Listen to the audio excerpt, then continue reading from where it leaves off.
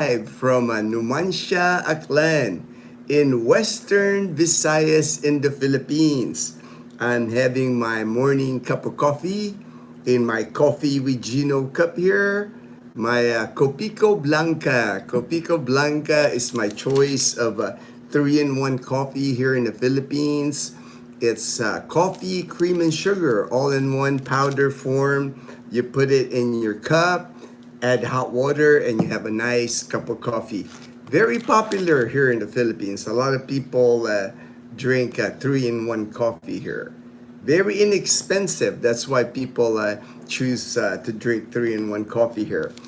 You can get a one of these packets even at the sari-sari store for like 10 pesos to 15 pesos.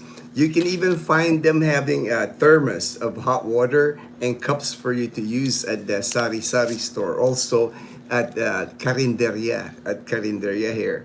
Kevin Shores, hey Kevin Shores. Good morning, Kevin Shores. Thank you for joining the live stream this morning. Let me just see. All right, looks like everything's working. I got my laptop here. I got some news topics to discuss. I always start with the weather.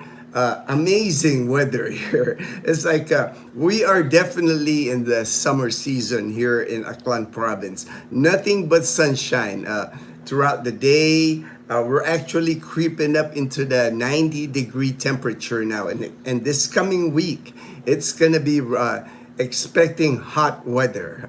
It's going to be hot weather here in Aklan province. Sunny already. Like, look, is it the sun already right there? You can see. Had a nice walk already this morning. Did my morning walk. Amazing sunrise at this morning. I really enjoyed my morning walk with the sunrise. But the temperature, not bad still. It's 72 degrees Fahrenheit right now. But later on, I would say around 11 a.m., it's going to creep up to like the high 80s. It warms up here pretty quick. Once the sun is up. How everything go? Everything's going good. Kevin Shores. Weather's great. Except for the oil, of course. You know, gasoline prices are high, but you know, we'll manage. What we do here is like we ride our tricycle more, Bumblebee. We'll limit our travel like to Calibo. Just staying in our small town of Numancia. There's plenty to do actually in our small town of Numancia. Like at sunset, we do our afternoon walk. And we can always go to the plaza.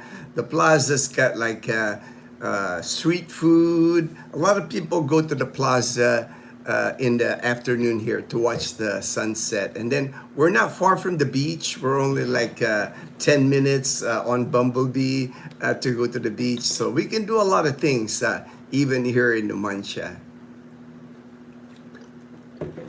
We've already stocked up on our groceries.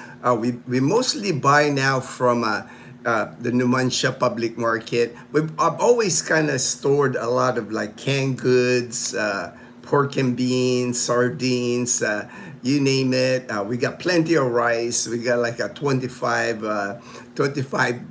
pound bag of rice. So we can survive for a long time. We've done it before, you know, during the pandemic.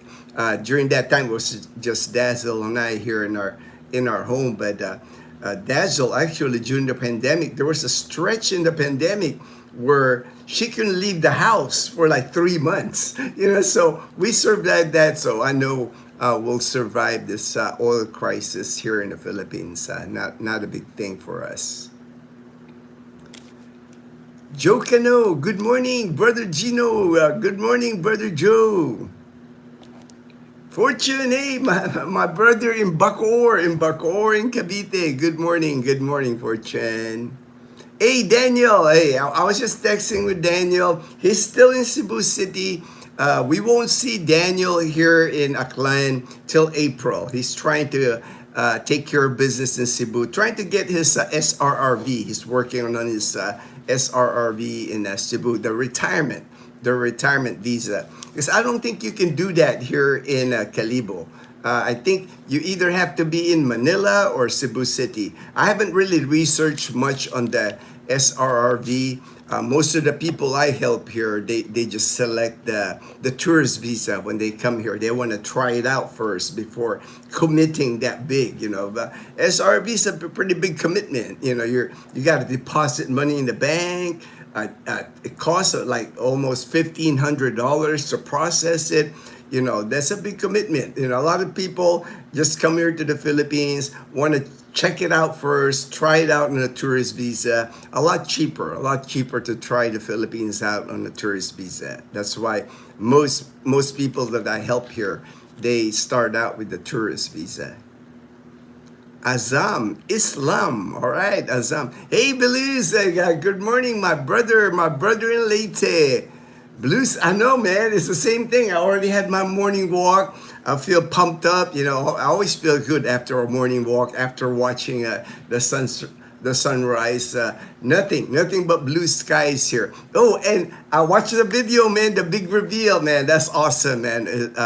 I'm excited for you. Wishing you all the best with the new endeavor. I know about it already because you mentioned it to me, but I know that was the big reveal. I'm excited for you. The main thing is, man, Belus is just an awesome guy. He's doing a lot of this for the people in his community, to help people in his community, and maybe help more people here in the Philippines with his project with the vanilla, man. It's awesome, Belus. Fortune, good AM, Kevin, Joe, and Daniel. Fortune, good morning, Belus. Said hi, Sinab. Just stayed home whole day, holiday yesterday. That's the same thing with us. We're just staying home pretty much. We entertain ourselves anyway. You know, it's like there's a lot for us to do, even if we're limiting our travel right now. Karaoke, we'll probably start doing karaoke, things like that. Swimming, we can still do swimming on Navitas Beach, or there's a resort nearby our neighborhood here. So we'll figure it out. It's not a big deal. Like I said, Bumblebee works out great for us because we can actually all ride on Bumblebee, if you can believe it. Dazzle and Mom and Leanna sits on the cab. Dazzle sits behind me, so we can actually get around town here with all of us on Bumblebee. That's what's so awesome with our tricycle, and it saves gas. You know, tricycles here. I can fill up Bumblebee for like a gallon, a gallon of gasoline. $4, I can fill up Bumblebee, and we can ride around in our neighborhood. Only go out if actually needed. Yeah, right? It's like just have to. We're conservative about using our gasoline, just because you don't know how much gasoline we're going to have here in the province. We're probably going to run out of gasoline here in the province sooner than in the cities. I'm sure they'll prioritize Manila. I'm sure they're going to prioritize Cebu City. They got to ship it to us. Gasoline here, it's got to come through Iloilo and then to us. So we're like low on the totem pole when it comes to gasoline. And the Philippines doesn't have much as far as gasoline reserves. They're estimate, before all this happened, the reserves were about 30 days, and not even sure if it's gonna last that long. So, and of course, the problem here in the Philippines, when you start doing shortage in gasoline, people start hoarding, people start buying in like big containers of gasoline. So it's gonna, it's best to like manage without a reliance on gasoline. And we don't have a reliance on gas. We can spend months here, live in our community in Numancia, and survive not even using gasoline. So it's not a big deal. Smash the like, peeps from Belus. Howdy, Fortune, Kevin, Belus, and Daniel for Joe Cano. Hey, JP, good morning, JP, and the posse. Morning, Master Fortune, Joe, Dan, all salute. Hey, Castaway. All right. Michael S. is here. The Duke of Duma is here. Thank you, brother, for joining the live stream. Correct. SRV is only done in Cebu and Manila. Thank you, thank you. I figured that, Daniel. I figure I've never heard of an office here in Calibo. You know, we're a tiny town in Calibo. It's not even a city, so I'm sure there's not many applicants here regarding SRRB. Hi, Kevin. Ooh, we went by faster. Hold on. I want to make sure. I want to make sure I don't miss anybody here. Hi, Kevin Joe Beluz from GP. Good AM, GP. You guys should watch Project Hail Mary movie at any SM malls. Oh, okay. I'll check that out and see. But we don't have an SM mall, unfortunately, here at Kevin Shores in Aklan Province. The closest to me would be Rojas City. They have an SM mall there in Rojas City, about 2 hours away from me. And right now, we're not going to be doing much traveling like that in our car. We're trying to, I have a full tank of gas on the car, and I'm leaving that for emergency. We're pretty much just relying on a Bumblebee or tricycle right now. Good AM, Mike, the Duke of Duma. Because with my car, my car is pretty amazing when it comes to gasoline. It's a Toyota Wigo, a 2019 Toyota Wigo. 3-cylinder, very economical car. I can actually, with a full tank of gas from my house here, drive to Iloilo City and back without filling up. And there will be gas left on my tank. That's how fuel efficient my car is. I'm saving that just in case I need a trip. You never know, to Iloilo City, because my main hospital is in Iloilo City, Medical City, Iloilo. I do have Asia Pacific Medical Center here in Calibo, but I'm just for, what is that called? Like for safety, just in case I need to go to Iloilo City, we got a full tank of gas on the car and we can make it there and back. Good morning, Master Fortune from Castaway Drip. Today, March 21, is summer solstice. Let's enjoy the weather. Time to hit the beach. All right. So I knew it was like the third week of March. Around that time is the official start of summer here. Usually I get it from the Pag-asa, the weather people here in the Philippines usually make an announcement. And for some reason this year, I haven't seen them make an announcement. And as far as weather today, there are the easterlies, which is the amihan.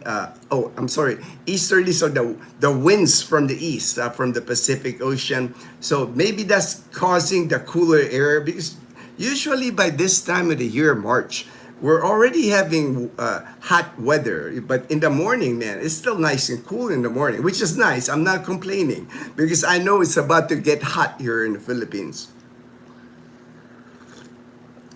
But for the most part of the Philippines, on the Pag-asa website, Metro Manila, rest of the country, there will be partly cloudy to isolated rain showers. But most of the Philippines has good weather. Good weather today.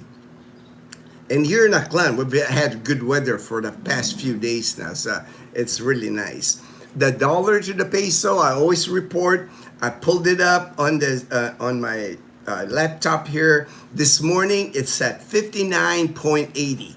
It did hit 60. The all-time high now is 60.1. So it did hit 60 finally. So but 59, 60, man, that's still a high exchange here. That's great for people earning dollars, getting remittance from people overseas. Beluz, thank you, says Beluz. And Kevin Shores, hi JP, love the Vanilla Project. I know, man, that's gonna be awesome, man. Sorry, not summer, but the vernal equinox. Oh, okay, all right, vernal equinox. But I do know, like the third week of March is usually the signal of summer here in the Philippines. I know in Boracay, it's like yesterday, it was like tons of people on the beach, great weather in Boracay Island. I can't wait to go back. I can't wait to go back to Boracay Island.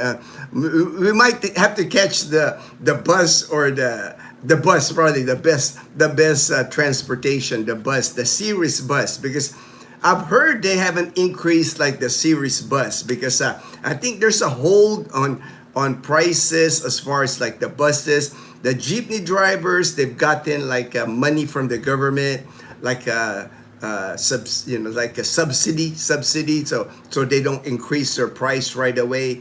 And for the series buses, I haven't seen an announcement that they raised their prices. So that might be the way to go to Boracay, is riding the bus. Spring, Fortune, Spring. Good AM, Derek. JP, I better fill up today. Yes, yes. What was that? 2 days ago, we were riding around Calibo, and we saw the prices in Calibo as far as gasoline. It was all up in the 80s, 82, 84, 85, 80 per liter. With that price, 85 per liter, with the exchange rate, it's almost like $6 a gallon for gasoline in Calibo. Daniel, hello Ford, JB, JK, and fam. Derek, I was watching Corey. It's me latest video. Watching Corey. I'm not familiar with Corey. Watching Corey. Fortune, we import most of our fuel from South Korea. Okay, I didn't know the information I've been getting is most of our oil comes from the Middle East. 90% of our oil comes from the Middle East. I'm sure Korea gets it from the Middle East too, because I don't recall seeing oil fields in South Korea when I was there. Maybe it comes from the Middle East or South Korea refining. I don't know how all that refinery, but not many oil comes here in Southeast Asia. That's why we're getting hit heavy with the crisis in the Middle East. Japan's getting hit. Pretty much all of Southeast Asia is paying high price for gasoline. JP, I know I can survive with only walking. Yeah, same here. It's like for us, we got enough food in the house here. We got Netflix. We got sports to watch. We exercise in the afternoon. Kind of like going back to like the COVID. Kind of like COVID time, when during COVID, all we did was like we exercised a lot. Happy Saturday, Kuya Gino. NorCal, Happy Shop. All right. You're new, man. I haven't seen NorCal Happy Shop. Thank you, though. Thank you, Ram. Appreciate you joining the live stream. Derek, time to break out your folding. Yeah, I ride it. I ride my folding bike, and just around the neighborhood. I haven't really ridden my bike. I used to be a cyclist, but since after my cancer treatments, I'm not. My reflexes aren't the same, and maybe I'll be 60 this year. But so I'm careful. I haven't really ridden my mountain bike or any kind of bike outside the gated community here. I just don't have the reflexes that I used to have, so I'm just careful. Last thing I need is like to get in an accident. Belu's, JP, Cast, Fortune. If it's crude from Middle East, but refined SK, China and SG. I don't know what SK. I don't know what refined SK is, Fortune. That's a new shortcut for me, SK. Kerosene? I don't know. I know what K stand for. I'm not familiar with that. Good morning, Belu's. Good morning, Belu's. Castaway. All right. Michael S. The Duke of Duma. Derek, are you said you can get your ACR card on the Balikbayan privilege in Manila? Yes, correct. That's what I took a friend of mine. He came here on the Balikbayan visa. He flew in with his wife. So he's an American citizen. He availed the Balikbayan privilege. I took him to the immigration office in Calibo, and they won't issue him an ACR card. They told him the only place that will issue an ACR card with a Balikbayan privilege is the main office, Bureau of Immigration in Manila. We tried. We tried to do it, but couldn't do it. We tried, but we couldn't do it. All right. Let's see.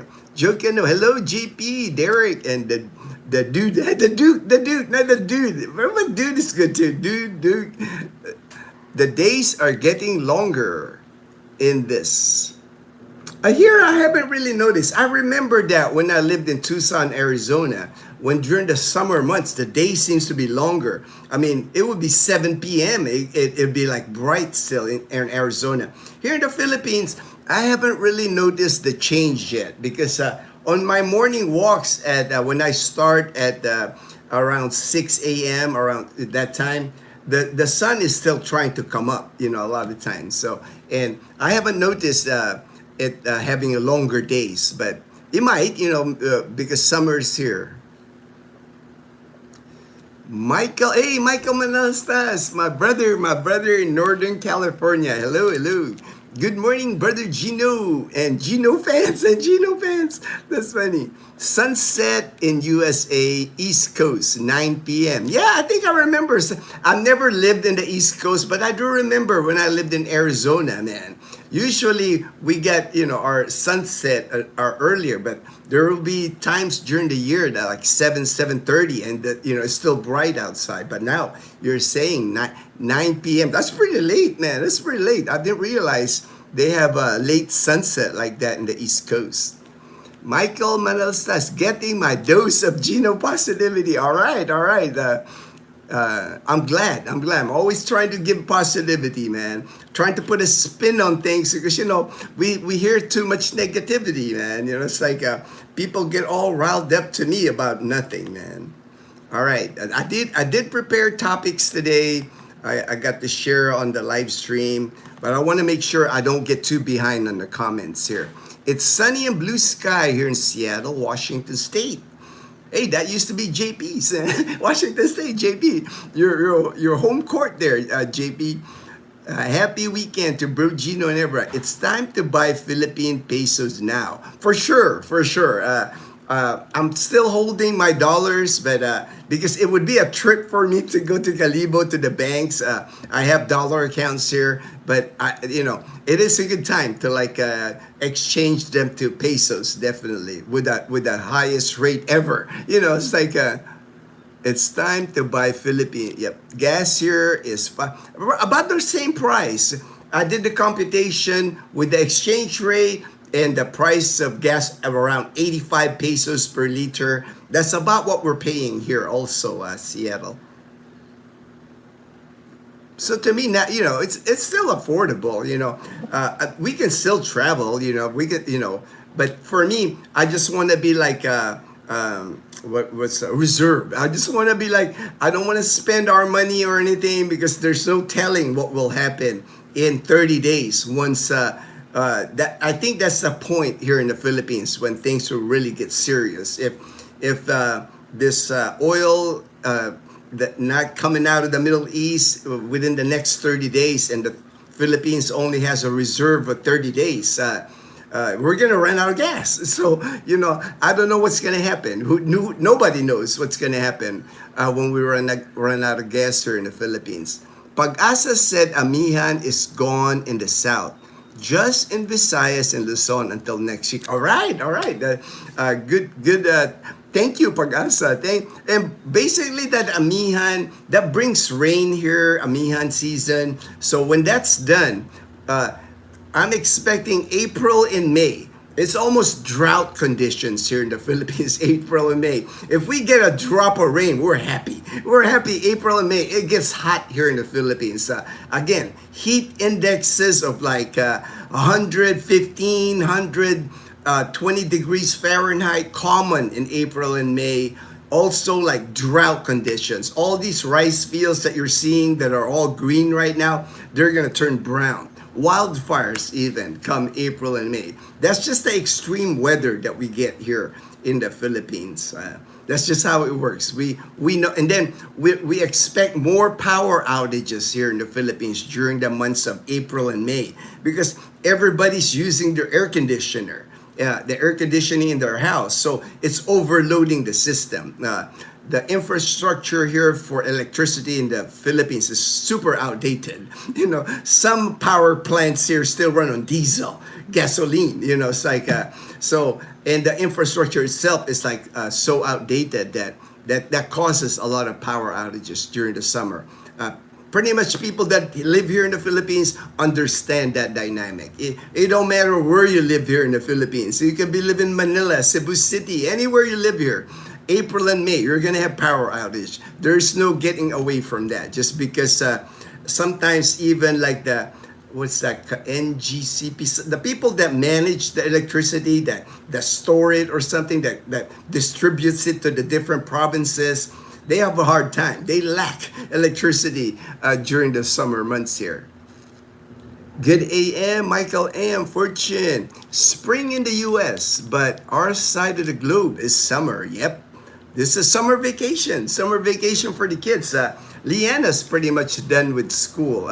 She's got like, I think one more school performance. And then on the 30th, I think 30th of the month, because she's an honor student, with the graduating class, she gets an award for being an honor student. But she's pretty much done. Vacation time here already for the school kids. Good morning, Sir Fortune.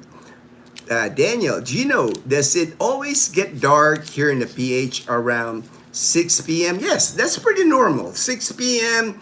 And it goes fast, man. The sunset here, when I'm watching the sunset, it might last like 5-10 minutes and it's gone. And it's gone. It's spectacular when you see it, but it goes quick and usually gets dark here by 6 p.m. We're usually in the house and everything by when it gets dark here. We don't go out at night here just because too many things can happen at nighttime here.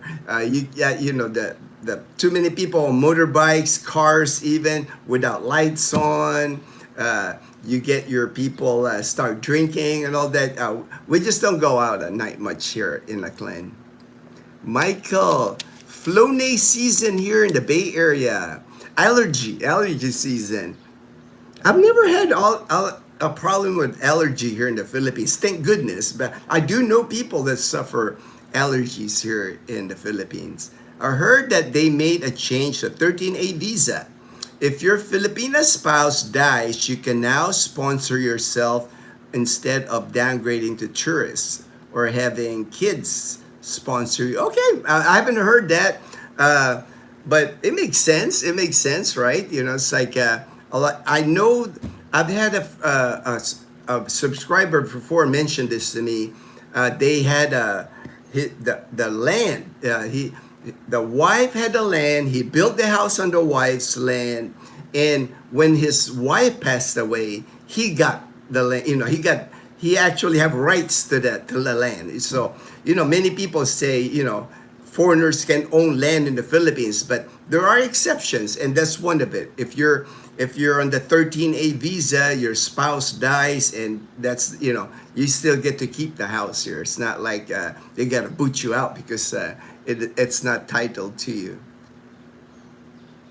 So it makes sense to me, like if your spouse dies, that they'll allow you to sponsor yourself here, or your kids can sponsor you. It's only Petron that has a refinery here now, so the other oil companies get refined.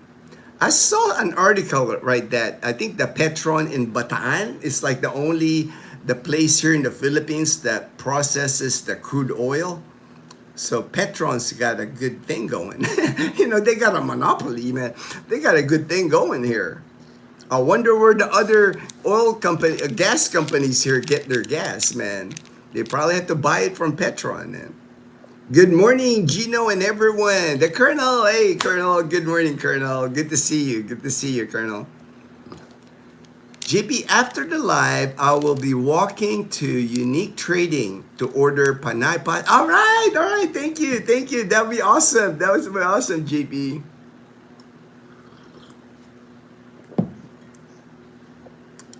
Panay. Oh, that'd be awesome. 2 different hats. Thank you for that, JP. That'd be awesome. Can't wait to see the finished product. Thank you for doing that. Thank you for doing that, JP. I walked 6 miles. Awesome, man. See, that's awesome, Derek. I need to get one of those counters, because I do walk in the morning. I walk about an hour in the morning, and then I usually walk with Dazzle. If I still have energy at sunset, we walk together for another hour. So I usually walk 2 hours a day. But sometimes there's days when, if I stay busy in the morning, live stream, I walk. There's just days by the time 5 p.m. hits, I don't have any energy. It's just the way it is with my body now, because I still got so many side effects from my chemo treatments and my radiation, and I think I'll just carry that the rest of my life, which is okay. I've learned my what is that called? I've learned my new normal. My new normal. This is my new normal. I'm not the athletic, active, exercise person, but I still try to exercise. Refined fuel from South Korea. Refined fuel. Or maybe that's where the gas companies are getting it. Maybe they're not buying it from Petron. Because I do know Petron is they're the only ones that have refinery here in the Philippines that I read. In Bataan is where the refineries is at. Refined fuel. You should go to Boracay on your birthday. On my birthday, actually, Kevin Shores, I'm planning a big party on my birthday this year. Panay Posse type of party. I'm gonna live it up, man. I only turned 60 one time in my life, so I figure here in the Philippines, 60 is a big birthday. Usually, the big birthdays here are like 60. 18, of course, 18, the debut, they call it debut at 16. Usually 7 years old, because that's your confirmation from the Catholic religion. And then 1 year old. Those are the big birthday, 1, 7, 18, and 60. Because 60 marks, you're now a senior citizen here in the Philippines. Marine, been here a year, tried to meet you in Rojas. All right, Marine. Maybe we just didn't connect on the right time. We don't go often to the Canadian Beaver. We are friends with Mike, Kat, and Clara, but I'm not a drinker. Dazzle's not, she's not really into drinking. So, and most of the time when you go to the Beaver, it's a lot of drinking going on. So, but we do go there. At least maybe 2-3 times a year is when we visit the Canadian Beaver. Renz, good AM. Spring is here. All right, Renz. Pag-asa, weather advisory. All right. April showers, May flowers. Philippine summer or dry season in western part is about to commence. Oh yeah, it is here, man. Renz, come next week, they're expecting heat indexes in the 115 degrees Fahrenheit. It's gonna begin.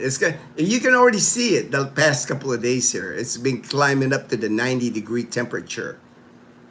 Just enjoy the final few days. Oh yeah, definitely. I'm enjoying my morning walks. What will happen for me is when it starts getting warmer, I'll try to start my morning walks earlier and then walk at sunset when the sun is. Most people are here in our neighborhood. When it gets sunny, everybody just covers in their house. You don't see many people walking around unless they got an umbrella, because it gets hot here. It's a different type of heat, like I've said before, here in the Philippines.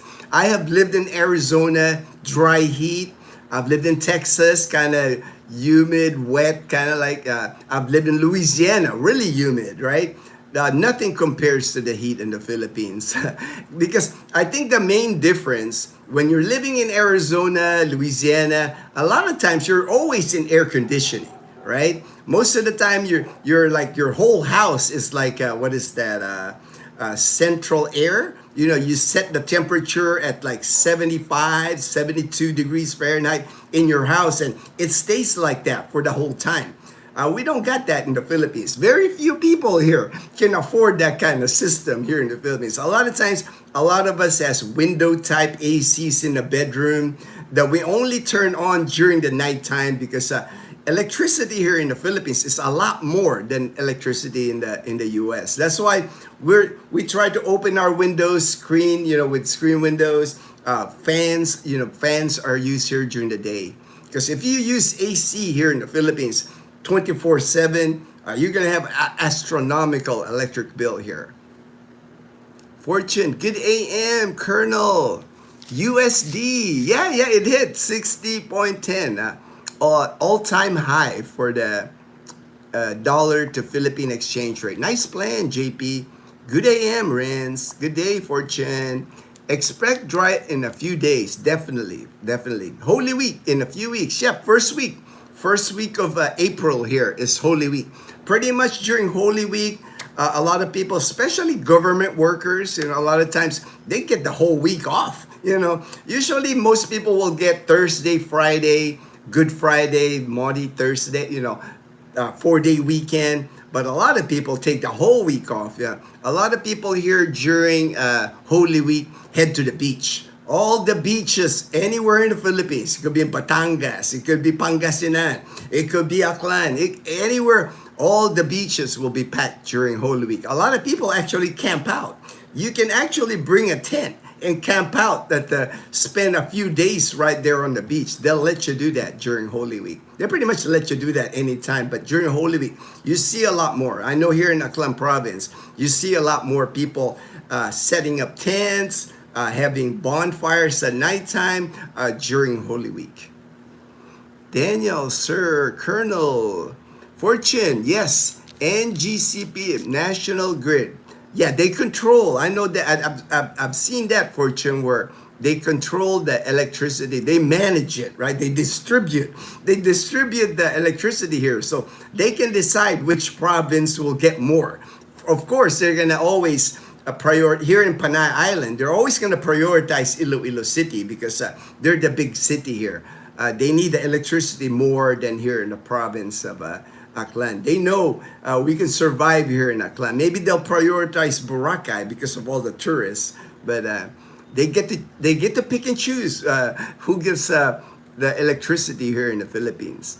The transmission company, OB, all right, OB, my brother, Olsen, Aliyah, and my good buddy Isaiah from Columbia, South Carolina, soon to be in the Philippines. What, 3 months, maybe 3 months, Olsen? Good AM, OB. Hey, Jen, hello. Good morning, Jen. She's been doing YouTube too. So Jen, if you haven't subscribed to her channel, she does live stream. She's a teacher in Balete. She shows you like her classroom. She does live streams. Great person, really nice person. Good to see you, Jen. Thank you for joining the live stream this morning. Good AM, Jen. OB. Fortune, hope you had a great weekend. Brother Fortune, thank you, Daniel. Fortune, in the small town of Panay Island, when 6 p.m. comes, people settle down in their homes for some, here in our community, the routine here pretty much, Fortune, everybody goes to like the plaza. We can walk to the plaza. It's less than a kilometer from our house here. The plaza, around, usually people start heading to the plaza 5 p.m. And the plaza is where all the street vendors, food vendors, you got fishball, you got baga, you got balut, the balut people, chicharon, siopaw, everybody comes out to the plaza. It's a nice plaza. There's a playground for kids. There's a little park. So people go to the plaza and just hang out. There's kids skateboarding, a lot of activity at sunset. And then Usually people will buy their balut or whatever and then head out when it starts getting dark. And like you're saying, you can actually have, I've seen people drink Red Horse or Tanduay, even at the plaza. I think you're not supposed to, but I have seen it. I have seen it in the plaza. But a lot of times they'll head back home and then, that's when, especially on the weekend, if it's Friday, Saturday night, usually you'll see people doing karaoke at their house and drinking. That's an activity here. Wow, time flies. Saturday already. I know, Colonel. Hope the Philippines is treating you well, Daniel. Yeah, Daniel is in Cebu City, so I'm sure he'll up. I mean, I've been texting with Daniel, so he's okay. He got himself a phone. He's got his local phone now. He's got an Oppo. He bought an Oppo phone, and now he's using the Philippine number to message me on WhatsApp. So. Fortune, yes, OB. Driving Maggie 9:30 to Dilman for her exam. 1 to 4. Leave here to stay in her condo because tomorrow another exam. Oh, another exam. Where are you now, Daniel? Daniel is in Cebu City, Colonel. He's staying at Cebu City so he can process his SRRV, his retirement visa here in the Philippines. We will see Daniel here April the 9th. The thing I have set up for Daniel, our welcoming party for Daniel will be at Laola's Fish Farm. We're going to take Daniel fishing. Food available, food provided. So just show up with your fishing pole, Colonel. Just show up with your fishing pole.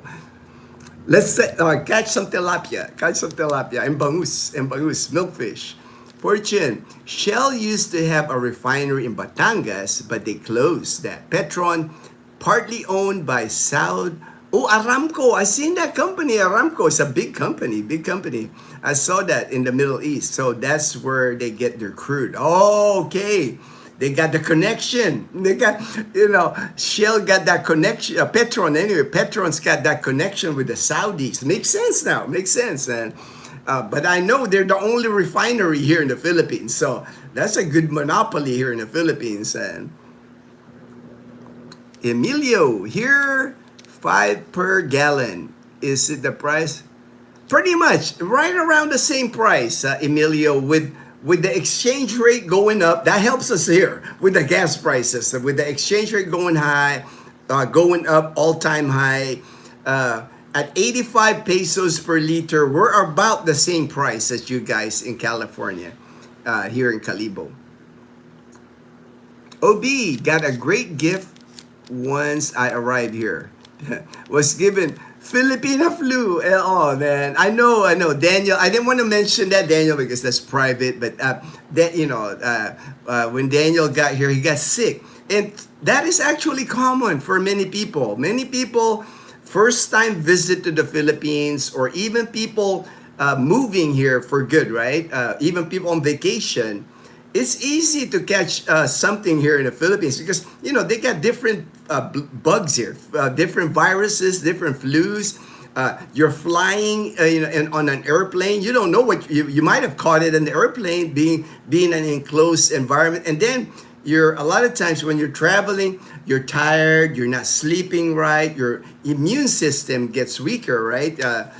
Most of people that I know, that even me, when I first moved here in 2011, I caught like a stomach, like where I had cramps on my stomach. I actually got put on antibiotics for like 2 weeks to get rid of the stomach cramps. It was so painful. And I was avoiding water. I was just drinking from bottled water. So it couldn't have been the water when I landed here. But there's just, you're coming from the US when you come here to the Philippines, and now that Daniel went to Tokyo too. That's another country. When you're traveling in different countries, man, there's viruses and bugs that your system just hasn't seen. You'll have, something to consider. I know people say, take vitamins, take Z-Pack, whatever. I mean, whatever you think will help you, to get your immune system stronger before you get here. Do it. Whatever you think will work to help you, because very common for people when they come here to the Philippines. They catch something and then it knocks them down for a few days here. Emilio, if that's true, how can you live on $10 a day? People say that all the time, Emilio, like how can people live on $10 a day here? But a lot of those people that live on $10 a day, they don't have cars. Maybe a motorbike. A lot of them ride. I know construction workers here, they ride on bicycles, so people here, but there's also people that get a lot of money here. It's like, I know people think that the whole country here is poor. There's a lot of people that got money here. I mean, my neighborhood, I mean, you see on my live stream, on my videos when I'm walking around the neighborhood here, people own like Ford Rangers here, $50,000-$60,000 cars here. So, the people that you're thinking, Emilio, the ones that make $10 a day, they're not affected as much as you think, because like I know the farmers here, the fishermen here, they harvest, they plant their own food. Fishermen, they always can catch fish. People are pretty resilient. Now the people living in Manila, the people that are like employed in Manila, coming here from Aklan when they go to Manila or Cebu, those are the people that's gonna get hit, because jeepney fare is gonna be more, bus fare is gonna be more, prices of food's gonna be more. They're going to be affected. But like I mentioned before, people here in the province, we're kind of like I saw it during the pandemic. We're almost like we're less affected by what's going on in the world here in the province, because the day-to-day life in the province is simple. It's like for the farmer here, whatever's happened in the Middle East, oil prices, he's plowing his field here with a carabao. Carabao eats grass. They don't need fuel to plow the fields here with the carabao. Fortune, the 83 per liter translate to 5. Oh, see, that's about. Thank you, Fortune. Thank you for that number. I know it's about the same price. So 540 if it's at 83. Emilio's saying his gallon is 560. Is that 60 or 580? So it's about the same price, because I've seen the gasoline in Calibo range from 82 to 85, depending on the gas station. If you like Petron, usually it's higher. If you like Shell, like me, I like Shell, is what I put on my car. Now, if you don't mind the generic, here there's Papa something, Papa Lando or something. There's like gas companies there that I've never heard of. You can get it cheaper at those. Same thing in the U.S., right? There's in the U.S. there's the big gasoline places will charge you more. The unknown one, the one with just the sign that says unleaded or super unleaded, no brand. Usually will give you a cheaper rate. Same thing here. Michael, hey, Michael C, my brother in Trece Martires in Cavite. Morning, bro. JP, Colonel, Fortune. See, Michael's got the same car I have. He's got a newer, his Toyota Wigo's newer, but the Wigo's awesome, man. It's a great gas mileage on the Wigo. Good AM, OB, glad to hear Daniel. Hello. Michael C in the Philippines. Good morning, OB. Hello, morning, Rihanna. Gino will be a triple citizen. Yeah, I'll be a U.S. Filipino senior, quadruple, man. I'm also PWD. I have a PWD card. Then I'm gonna get a senior card. I'll get. I know I only get one discount. I know I can't use PWD discount and a senior discount. Mike and Kat, TPL are in. I've been watching their videos of their time in Cebu. Petron majority owned by Sam. Oh, man, San Miguel owns everything. San Miguel, man. They're into everything, man. San Miguel into everything. I just sent you an app used to. Oh, thank you, Strava. I think have I used Strava? Might be new. Thank you though, Derek. I'll see if I can put it on my phone. One time I had a phone that when I was running, I was using an app for running. But since I stopped running, but I'll do it for walking so I can track my walking. Thank you for that, Derek. Appreciate that. Yes, Phil. Bought the government shares when government privatized. Raymond King, all right. My brother in California. Hi, Gino Dazzle. All right, one blessed day. Thank you, brother. Appreciate you. The weather in Negros. Hey, Tim Melker. Reminds me of growing up in Maryland in the 80s, 90s, so humidity, but the feel much more. Yeah, I always tell people that, Tim Melker, I always tell people the Philippines heat just hits different, especially if your first time landing in the Philippines is like March, April, and May for sure. If you land you've never been in the Philippines and you land here April and May, you come out of that airplane like in Manila or Cebu City. We don't have a lot of those things where it connects to the terminal. You actually have to walk down these stairs and walk the tarmac. Imagine the tarmac on the flight line. That's hot anyway, right? Because it's cement. You're gonna be walking in there with your hand carry, usually going down the stairs. The minute you come out of the plane, you're gonna feel the heat, man. You're gonna feel the heat and humidity. So, dang, it's hot here in the Philippines. You're gonna sweat. There's no getting around it. You cannot wait to get into the terminal, inside the terminal for air conditioning. You hope they have air conditioning because it's happened where at Manila International Airport, Manila Domestic Airport, where the AC don't work during the summer. So that has happened before. So imagine that, AC, no AC inside the terminal. Fortune, there's a tradition that when after wake funeral, you head to the resorts or beaches for washing. So it's like Easter is the day for washing. Oh, okay. I do know, Fortune, I do know here in the province, I don't know how it is in different places, but here in Aklan, man, the minute that Holy Week starts, that Monday, all the way to Easter, the beaches here are packed, man. And like I said, people put up tents. They stay on the beach, especially, I'm sure, especially the younger people. There's more. I know, like the older people, our generation probably, Fortune, they do a lot more of that procession, participating in different procession, the stations of the cross. You see more of that. Like for the young generation, they head to the beach. They head to the beach, man. Kevin Shores, the Philippines is one of the hottest, most humid country ever. When it's got to be, man. It's got to be, man, because I've tried to think of many places. I mean, when I was in Korea, summer in Korea was pretty hot too. I remember, but the Philippines got to be at the top. Even Singapore one time, I remember I was in Singapore. Thailand, I was in Thailand one time, and I got there during summer. But yeah, you're correct, man. It is hot. Like I always say, man, the Philippines, the heat here in the Philippines hit different. You cannot stop from sweating here. That's why for me, it's never been an issue with me like taking a hot shower. I've never had a hot shower in the houses or apartments that I lived here. We don't have a hot shower because to me, I want a cold shower. Man. It's so sticky here. If I take a hot shower and I come out of the shower, I'll be sweating. The whole time. You need to cool off your body here because especially during the summer.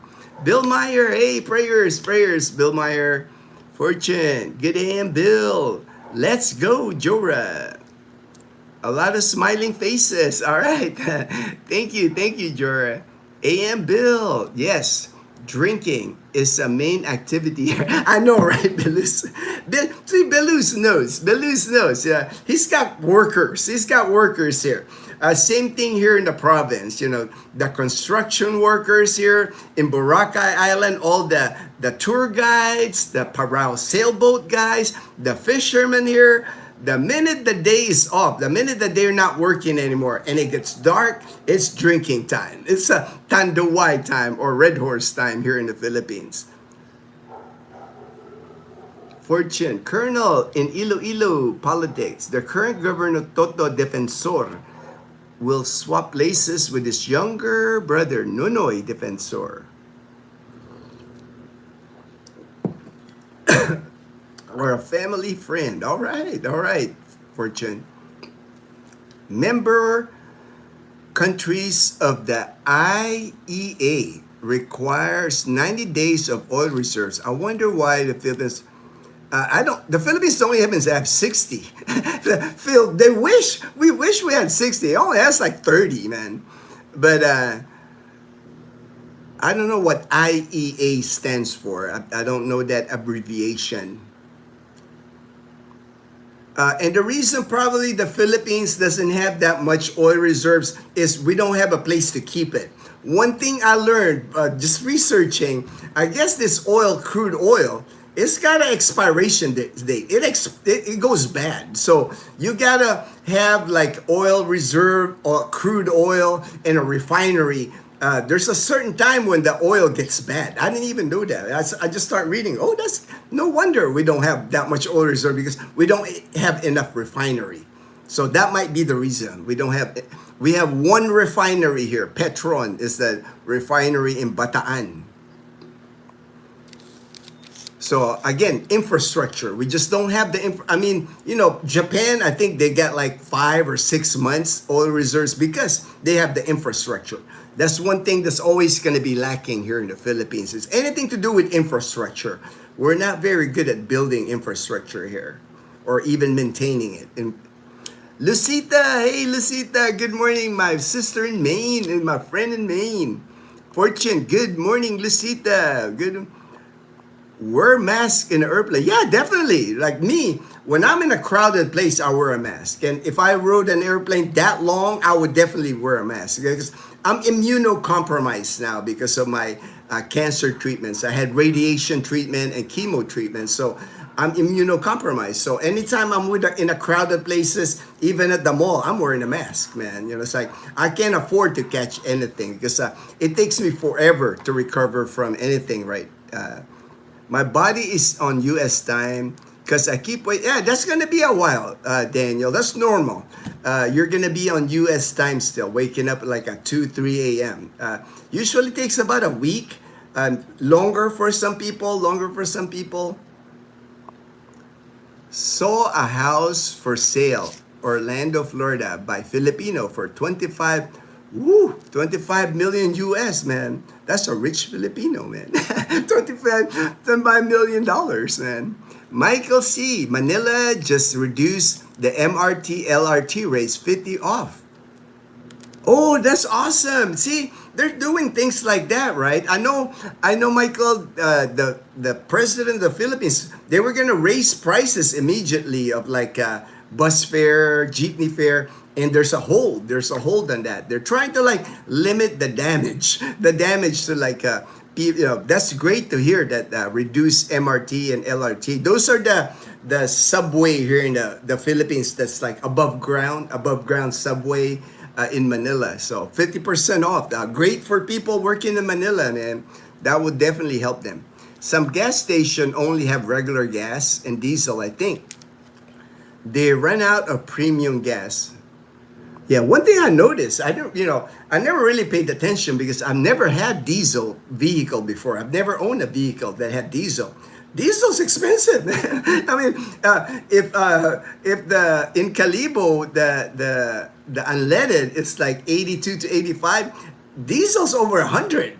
But I guess with diesel you use less diesel, so it compensates for it. But I'm seeing prices of diesel here in the Philippines like 115 pesos, almost $2 for a liter. 1 liter of diesel is like $2. So, man, hey, it's not cheap. It's not cheap, man. Thanks, Fortune. Good information. I remember my first time landing at Clark. April. Oh, if you landed April at Clark, man, that's like I remember the same thing at Clark when I arrived. At Clark, my assignment, I was coming from Korea. I flew into Clark March. That's when I felt it, man. I was coming from Korea. I got out of that plane. I was like, woo! I was wearing my service dress uniform because at the time we have to travel, kind of like a suit, the Air Force suit. Tie, long sleeve, bus driver hat, and I was coming out of the airplane wearing that. Man, I was like soaked in sweat, man. It was so hot coming out of the airplane. I thought I said, yeah. It's just like we experience the same thing, Derek. That's why I said, man, the heat in the Philippines hits different, and that was the bet. When I came from Korea to the Philippines, this is 1988, March of 1988. Man, we had to travel. We had to travel in uniform. Like I said, I was wearing, full suit, with a tie, long sleeve shirt. It's like, and coming down of that plane, and I was like, oh man. Then you had to come down the stairs. You had to like walk on the tarmac to get in the terminal. By the time I got to the terminal, I was like pouring sweat, man. I'll never forget that. That was my welcome to the Philippines moment.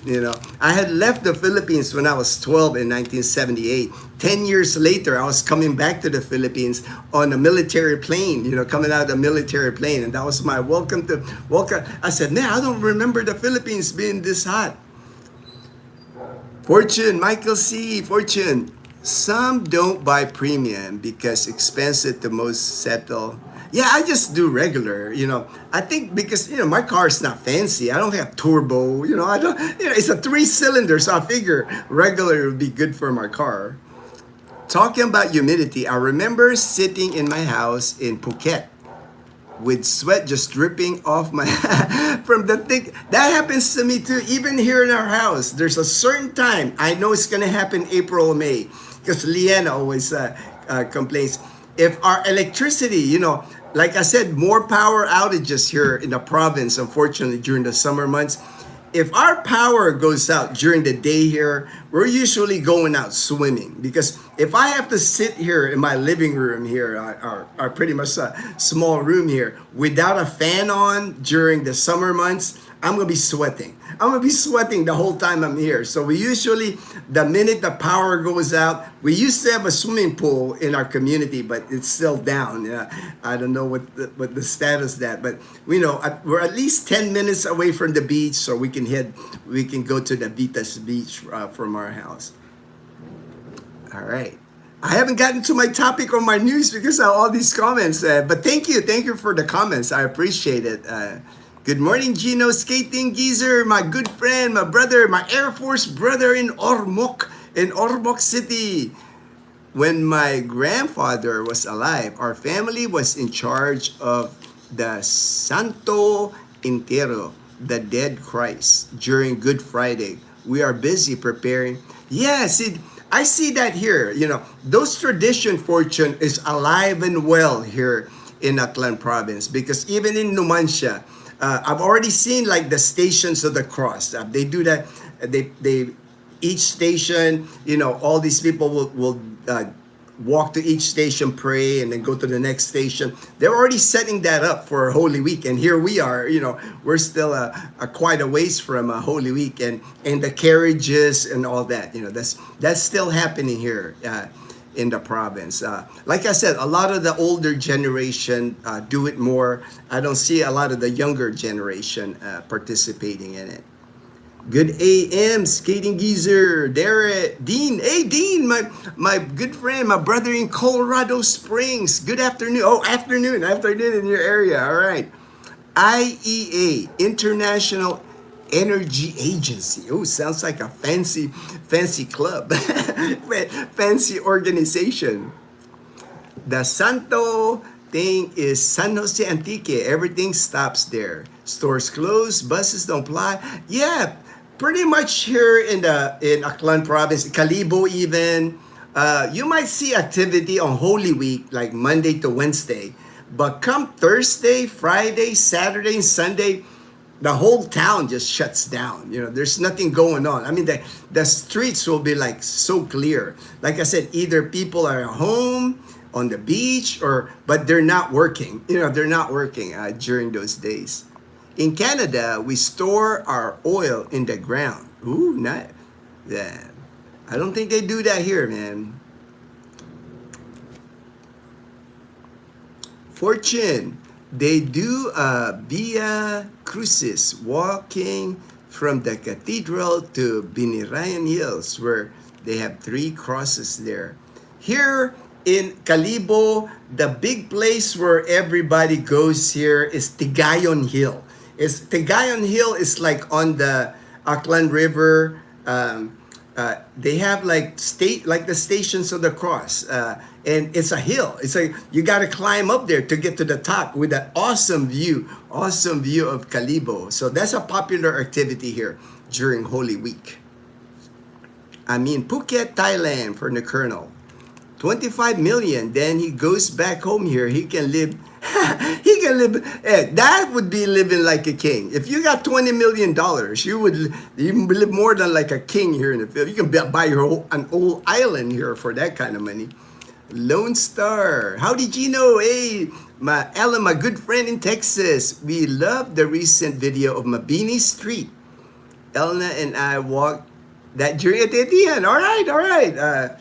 The one that when we went to the Shakey's Pizza, Mateo's. And that Mang Inasal there now. Mang Inasal, Ellen, it's like open 24/7. I've never heard that, man. I've never heard of maybe McDonald's. They do have 24 hours also McDonald's, but usually they're drive-through. Is that but Mang Inasal, sit down. They don't even have a drive-through. Open 24 hours now on Mabini in Kalibo.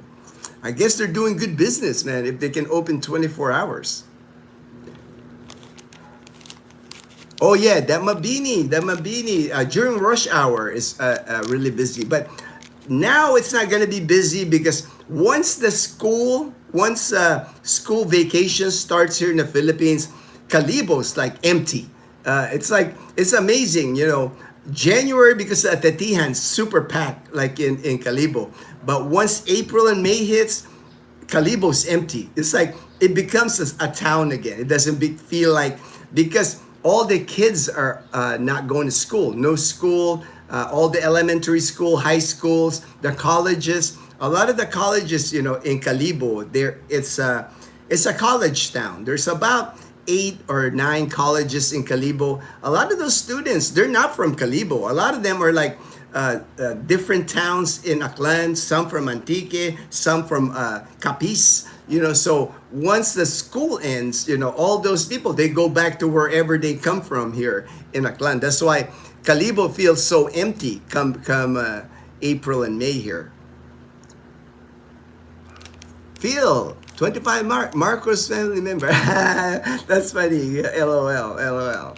Derek, Oahu has above ground MRT now, halfway done. I thought about that. I saw that at one time that they were building it like a. I know there was controversy about it, right, Derek? There was like that the project was taking too long or something like that. Because my friend, he lives in Mililani. He tells me stuff about things happening on Oahu. Thanks again, Gino, for that buy and sell page. I've been looking for it. Oh, okay, all right. Alan had asked me. He was thinking of buying a tricycle for his father-in-law here in Aklan, and I sent him a page. There's a Facebook page here in Aklan where buy and sell tricycles, sidecars, motorbikes, that way he got an idea on how much they cost here. Look for a sidecar. Elna and I will be buying a Barako. All right, Barako 3, yeah. Barako is really popular with the tricycles here because it's a heavy-duty motorcycle. I mean, I guess that's why they call it Barako. Barako here in the Philippines is like muscle or like tough Barako. And man, those Barako tricycle or the motorbike Barako, when they put it in a sidecar, man, I've seen them carry like 10 people easy. One motorcycle carrying like 10 passengers easy here. My sponsor picked me up at Clark in a van.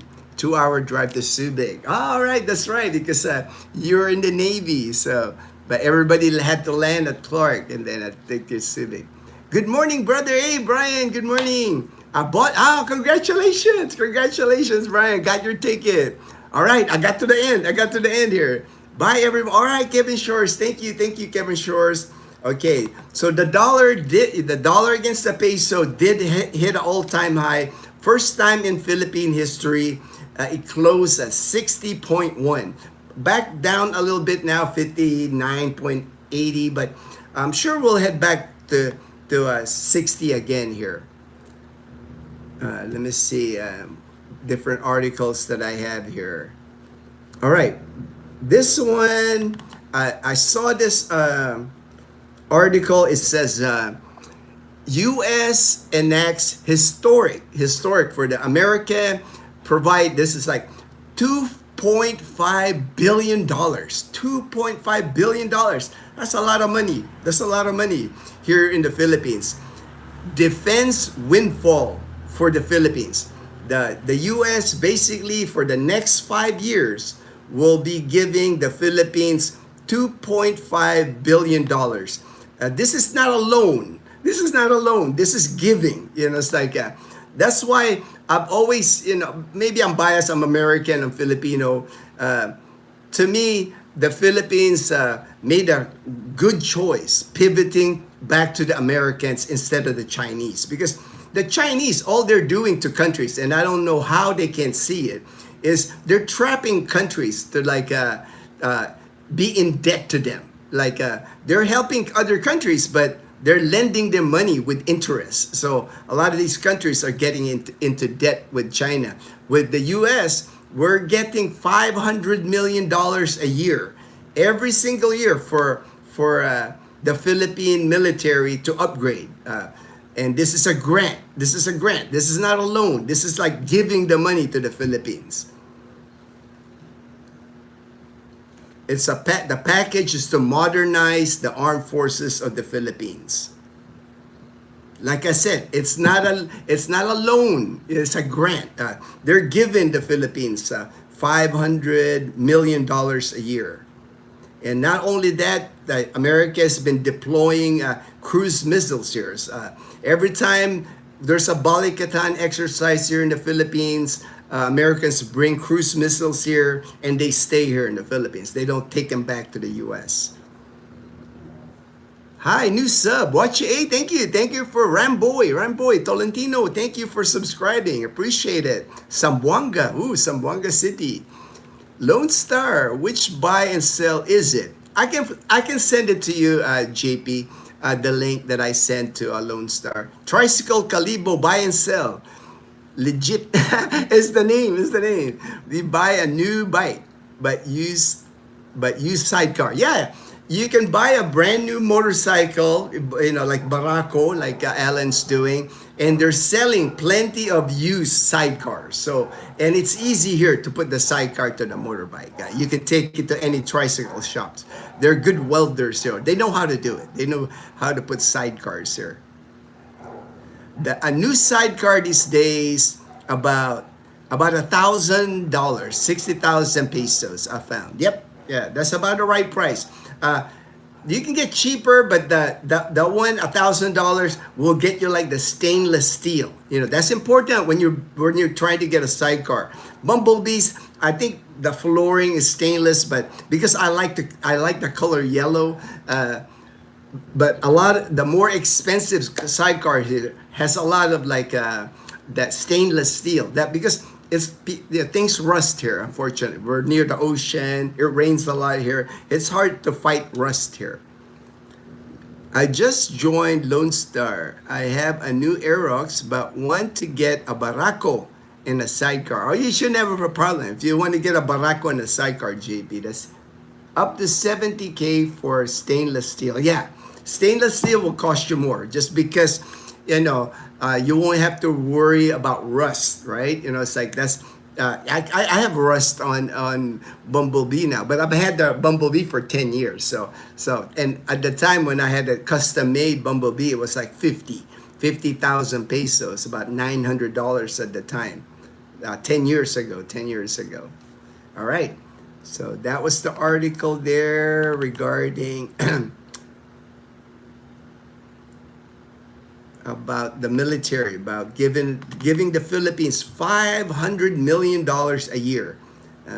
They're already received the 2026, the $500 million for 2026. So basically for the next 5 years, $2.5 billion in military grant, not a loan. Because if you side with China, it's always a loan with China, man. That's why I side with the U.S. Who wants to side with China anyway? All right, let me see here. The holidays coming up here. The 2nd of April, 3rd of April, there's a Thursday, Friday, Monday, Thursday, and then Good Friday during Holy Week. So a lot of things will shut down here in the Philippines during Holy Week. If you got bank transactions, government transactions, do it before Holy Week, because the minute Holy Week hits, a lot of banks, a lot of government agencies here will close.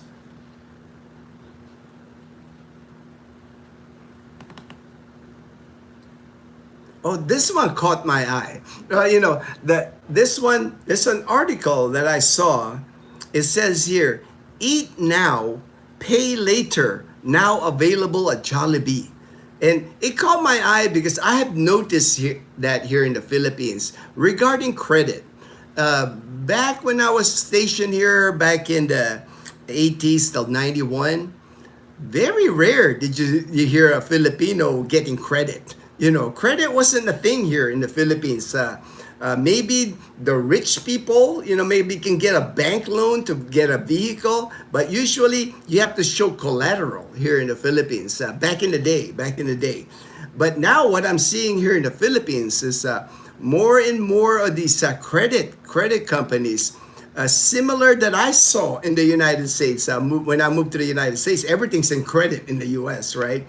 But the thing here in the Philippines is like the credit companies here, credit cards, there's like a home credit here even. Like if you want to buy like simple things like a helmet, a helmet here in the Philippines sometimes costs 5,000 to 6,000 pesos or $100 or up. And people can actually sign up for it's called home credit, and buy the helmet in loan. I'm like, dude, it's like even for a helmet, I think it's, unfortunately, I think it's going to be a problem here in the Philippines with credit. I already see it even here in my neighborhood. It's like we got foreclosures here happening all the time. People abandoning their homes here, because, a lot of the homes here, Filipinos get into it. They put a down payment. You put a 20% down payment, and they're paying on the home while they're on OFW, working overseas. Well, if that job overseas dries up, like right now, there's a lot of OFWs coming back to the Philippines. What happens to your mortgage? How are you going to pay your big mortgage without a job? Without a job that's, a good paying job overseas. And this just caught my eye because Jollibee, they're offering this, it's called the Atom, ATOME card. And it's going to be available to get this card, and you can charge Jollibee. I mean, why even eat a Jollibee if you're going to charge it? To me, that doesn't make any sense. So just go get yourself chicken and fry the chicken, man. It's, but unfortunately, that seems to be, you cannot go to a mall here in the Philippines. If you go to SM Mall here, every time I go to SM Mall, people are like coming up to me, sir, credit card. They're trying to give me credit card. I'm like, I don't want it. I don't want credit. But unfortunately, that's going to be, I think, the same dynamic I saw in the United States. And I know it's still a problem in the U.S. People getting overextended with credit. It's happening here in the Philippines now. Been happening for the last 10 years that I've been, the last 15 years that I've been here. I'm seeing more and more people get in trouble with credit here. Repossessions of cars, repossessions of motorbikes, repossession of homes. Very common. Yeah, even here in Aklan province, I'm seeing that. So I can't imagine even like in the bigger cities here, that dynamic, because people get in trouble with credit. It's like people want to drive all that new stuff, keeping up with the Joneses. Filipinos aren't immune to that. Filipinos, like, I remember even a classmate of mine, we just graduated college, and he got a job. First thing he did was buy a new motorbike on credit. And I'm like, dude, it's like you can't afford that on your salary. You're not making that much money. Just ride a jeepney. But it's the thing, right? It's like people get in trouble with credit. Dean, debt is a trap. Yeah, and unfortunately, that's gonna be the same dynamic in the U.S. where everybody buys everything on credit, where they're basically working 2, 3 jobs just to pay their credit.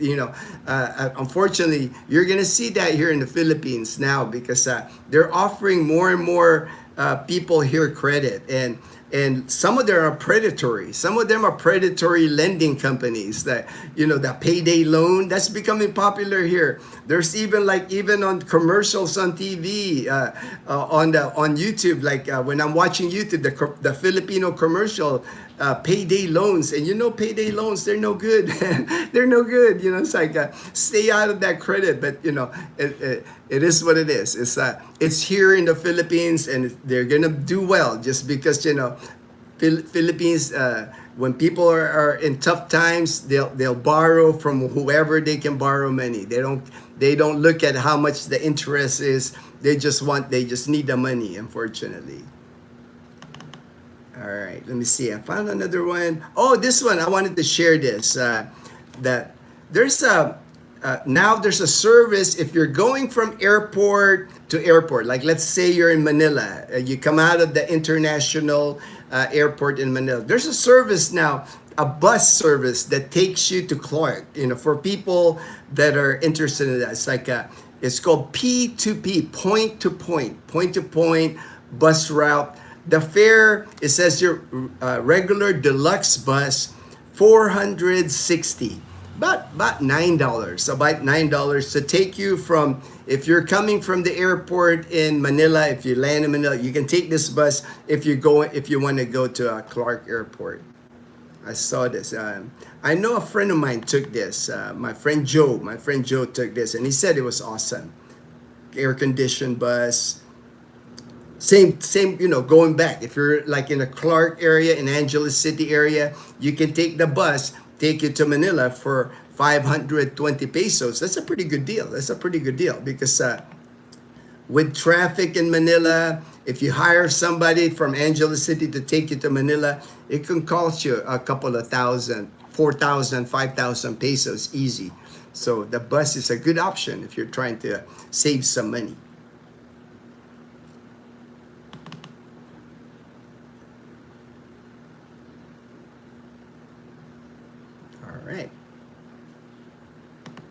All right. So now I'm gonna hit my topic. I usually have a topic. I try to have a topic that way to help people give ideas of Dean. The old military situation, E3 with a Corvette. Oh, I know, right? I know. I remember that. It's the same situation happening here in the Philippines now, because they're just giving credit to people here, and usually you're probably wondering, because here in the Philippines there is not a credit score here. It's not like in the US, everybody's particular about their credit score, right? You get a bit higher credit score, you get a lower interest rate.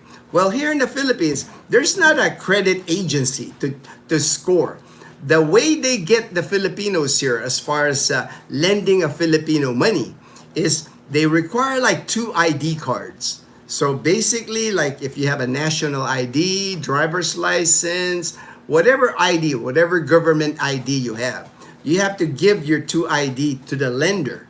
And what happens here is, if you don't pay them back, or you get in a bind where there's issue paying them back, they can report that debt to the NBI, the National Bureau of Investigation, and you're going to have a record. And here in the Philippines, when you're applying for a job, you need that NBI police clearance, NBI clearance.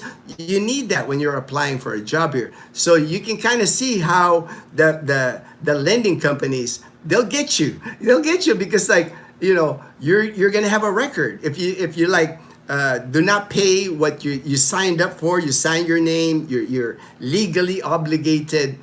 You can't just walk away from that debt, unless you want to have a permanent record. So, and that's not good. Who wants a record just because you bought a motorbike or something?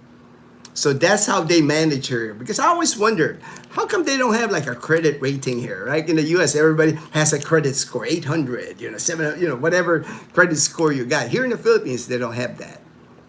Series buses have been one of the easiest things for me to catch on to. Way easier than setting up my GCash. Yeah, the Series buses. Yeah, yeah. I mean, we got the Series bus in Calibo, right? JP, just go there, take the bus to Rojas, to Capiz, to Iloilo. So easy to use, and you just hop on, and then there's a guy like that, the conductor, selling your ticket. Peanut Butter Travels, hello, hello, Peanut Butter Travels. Thank you for joining the live stream. All right. This one, I found this article on my Facebook. I didn't create this. I didn't create this. But it's like, it says here, what you should really expect when moving to the Philippines. An honest guide. And it made good points. That's why I saved it and I'll discuss it. So these are like pointers. A lot of these, I think, people already know, but just in case you don't know, and now I'll add to it, my 2 cents on this list that they come up. Moving to the Philippines, an honest guide to moving to the Philippines. This is not to scare you, just to prepare you, is what it says. Philippines can be amazing, but it's important to understand the reality so you can adjust properly. Here in the Philippines, cash is king. I know most developed countries, even 15 years ago when I was in Tucson, Arizona, everything revolved on a card, right? Everybody, debit card, credit card. I even remember on my car key, those little things. You can even have a Visa card on your key, right? It's like attached to your key. It's or different grocery. They scan it, and that's your club membership. Not the dynamic here in the Philippines. Cash is still king here in the Philippines. You will have a hard time, like even credit card, debit card, especially if you're coming to a province, like a location like Aklan province. You're gonna have a hard time using credit card here or your debit card at different stores. You have to carry cash here. My recommendation, just you can use your ATM, your American ATM. There's banks here that will you can get money out of your ATM from your US if you're just visiting the Philippines. But my recommendation when you do that, always use like the bank where it's a hard building bank and their ATM. Always use those, or inside the mall.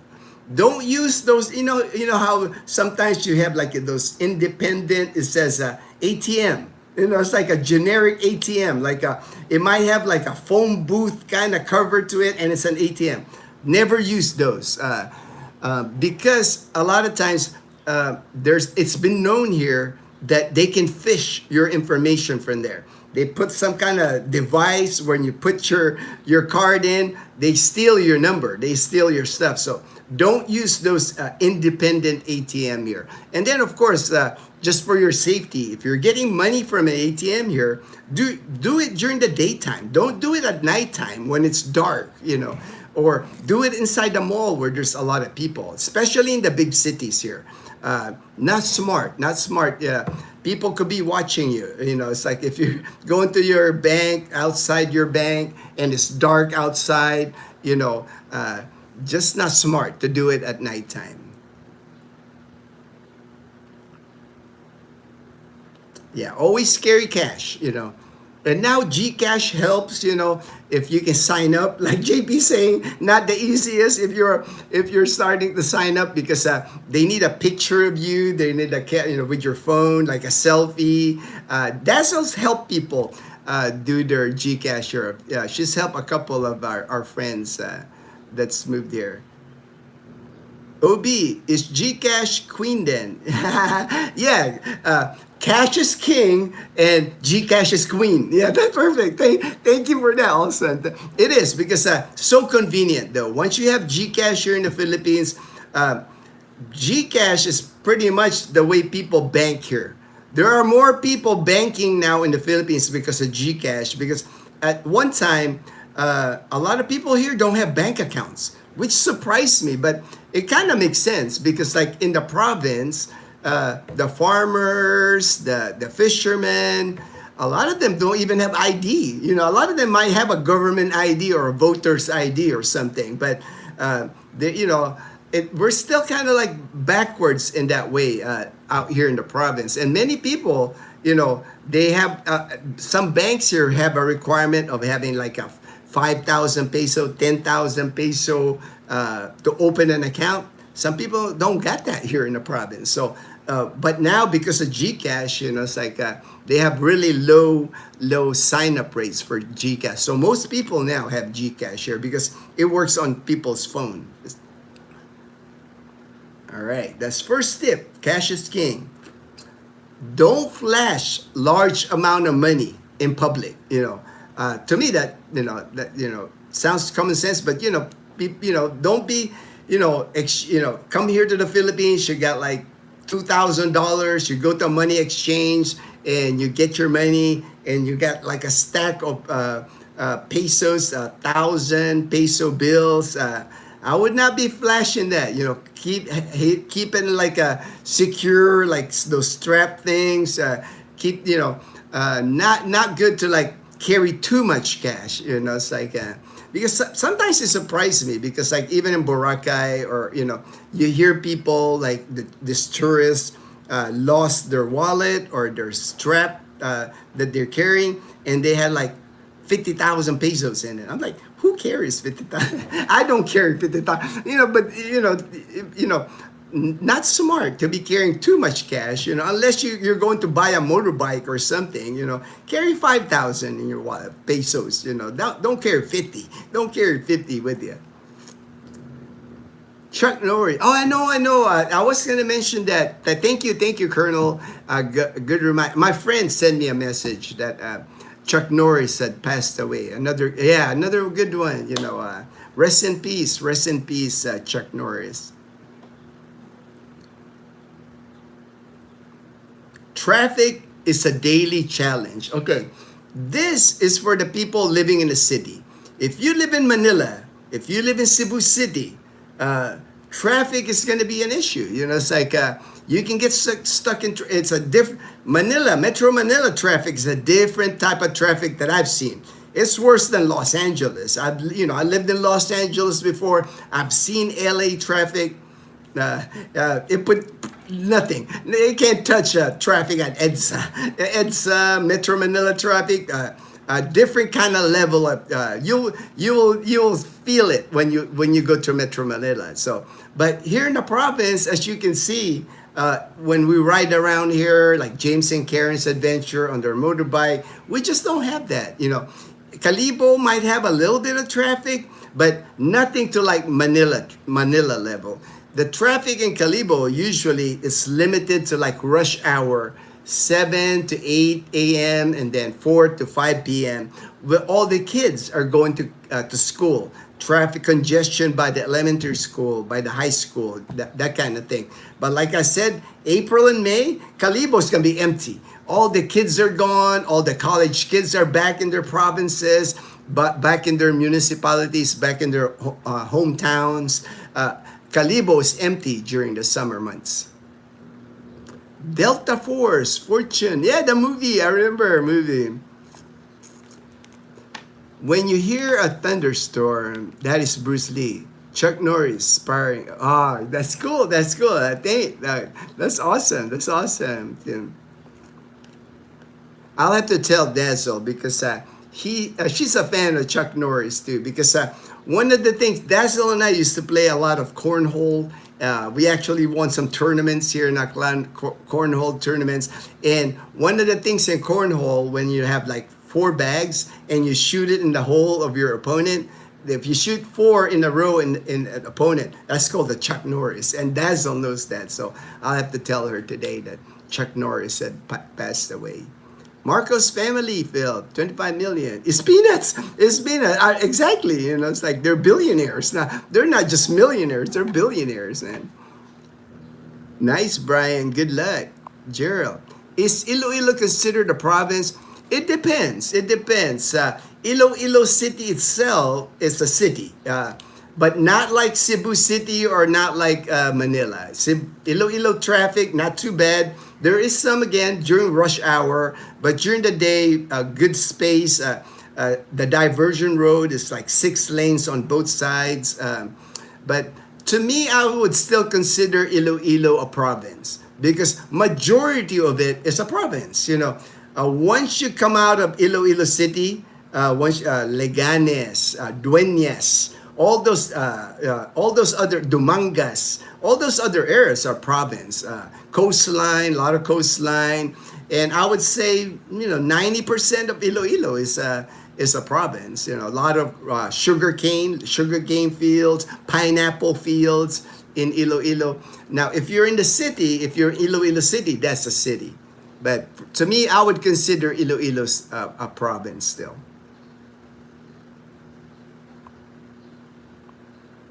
Fortune, Gcash controls 90% of the virtual wallet. Yeah, everybody, right? I know they have Paymaya. I've never had Paymaya. I've only had Gcash.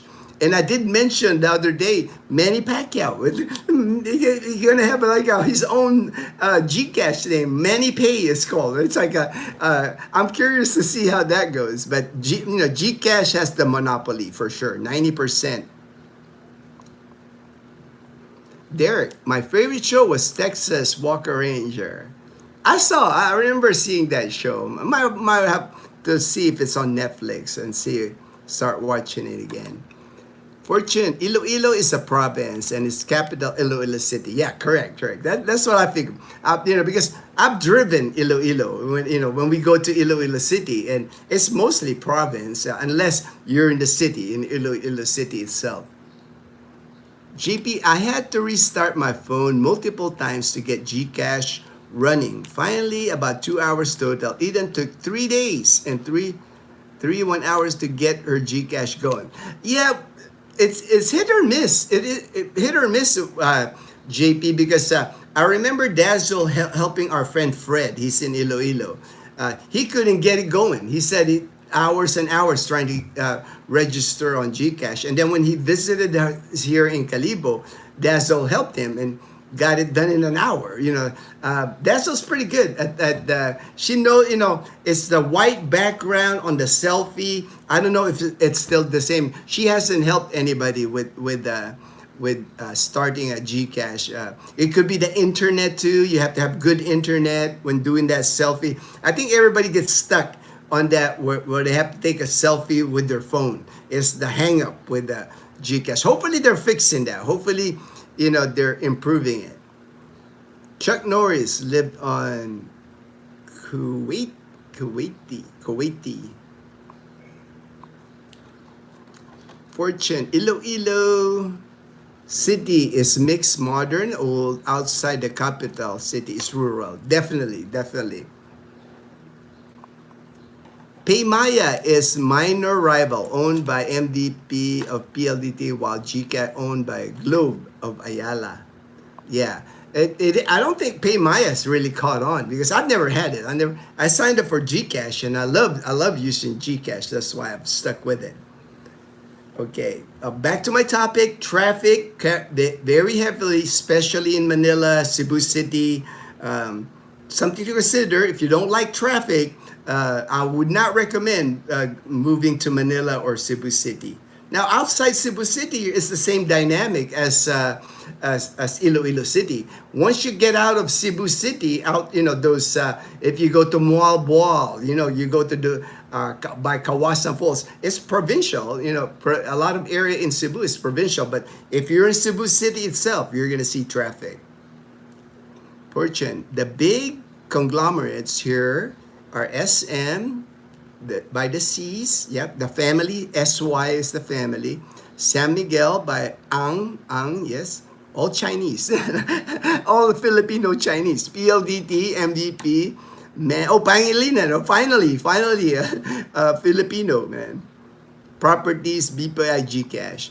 Then, y'all can help me with my Gcash. Yeah, no worries. When you come to, that's why I was hoping, Daniel, actually, when you were moving here, I was hoping you can just come to Calibo instead of taking care of your SRRB in Cebu, because I knew it would have been an easier transition for you, Daniel, just like GP, because I can pick you up at the airport. I can get you to your apartment. I can show you immigration.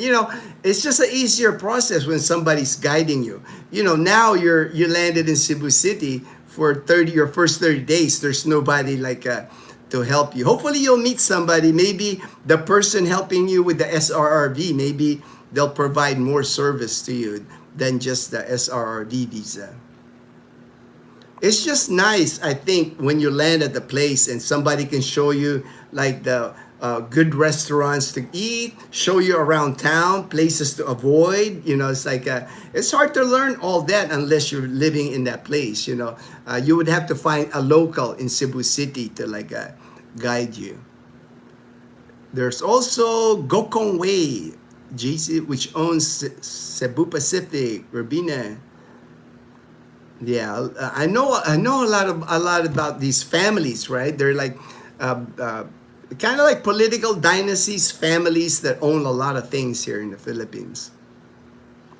The app was locking up and not accepting some of the data you input and would not say, yeah, that's typical though, JP. That's not just with Gcash. Anything here in the Philippines relating to online, I've been saying this many times, JP. That's the thing about the Philippines. All these online systems, they might work for like the first few months, but eventually all fail. Eventually it's like a nightmare. You fill out all this stuff, you spend an hour inputting your information, and then hit send, and it'll say error. That's just the way it is. It's unfortunate, but that's what we have to deal with here in the Philippines. You're not the only one that's had problems enrolling in Gcash. You had to start over, with selfie, photo, entering your data. Yep, then poof, exactly, right? And I think it's because even with Gcash, even though it's a big company, they're holding so much information. Unfortunately, they're just not efficient. It's like and it's not just them. Like, I cannot think of a system here that works like awesome. I've never seen a system here in the Philippines that even like I know in Boracay, Fortune's been telling me about this thing he used about a year ago, the last time he went to Boracay, to avoid the port going through station here. You can do it online. But not many people are using it because they get frustrated. They go online and try to do their data online to get their QR code, and it never works. There's something always not, so man, why bother that, right? You're going, man, I'll just do it when I get there, when I get to the terminal. And then they charge you. There's a charge. It's like, it's not even free. It's like, to me that, it should be provided, right? If it's an automated system, imagine in the U.S. if you had to go to a Department of Motor Vehicle, anything, organization in the U.S., right, to fill out their online application, and there's a charge. People be like freak out. Fortune. Easy, Daniel. Gino can help you. You will need your ACR card or passport. Yeah. Dazzle's actually a more expert when it comes to Gcash because she's more patient. Like me, I'm like, what, how come this selfie's not working? Dazzle, she'll help you when you get here. She's helped many people, so not a problem. I know my way around Calibo now. Yeah, right, JP. But it's good to have somebody to take you, show you around first, right? This is where McDonald's is. This is where City Mall is. Instead of Daniel, he lands in Cebu City. Cebu City is massive. It's massive. Just the day-to-day things what do I take? Do I take the taxi? Do I take the Grab? To me, it would have been easier. But I knew Daniel wanted to take care of his SRRB. ATMs usually give PHP peso thousands. Yeah, they started giving 500 pesos. I did notice that, easier to spend, because the 1,000 pesos here is almost impossible to spend because nobody's got change for it. So after hitting the ATM, I usually go to a bank to get smaller bills. Good, it's good move there. Skating. I let the security guard know why I'm there, and they tell me which teller to approach for change. Oh, awesome. Lately, I've been getting lucky. They've been issuing me the 500 peso, the brand new ones too, the plastic looking ones at my BDO ATM. But usually you do get 1,000 peso bills, and they're hard to spend because like nobody ever has change here, you know. Maybe McDonald's that have change, or Jollibee, because a lot of people eat there. But if you're going to like the small stores, they're not gonna have change for you. I think GCash needs Philippine passport.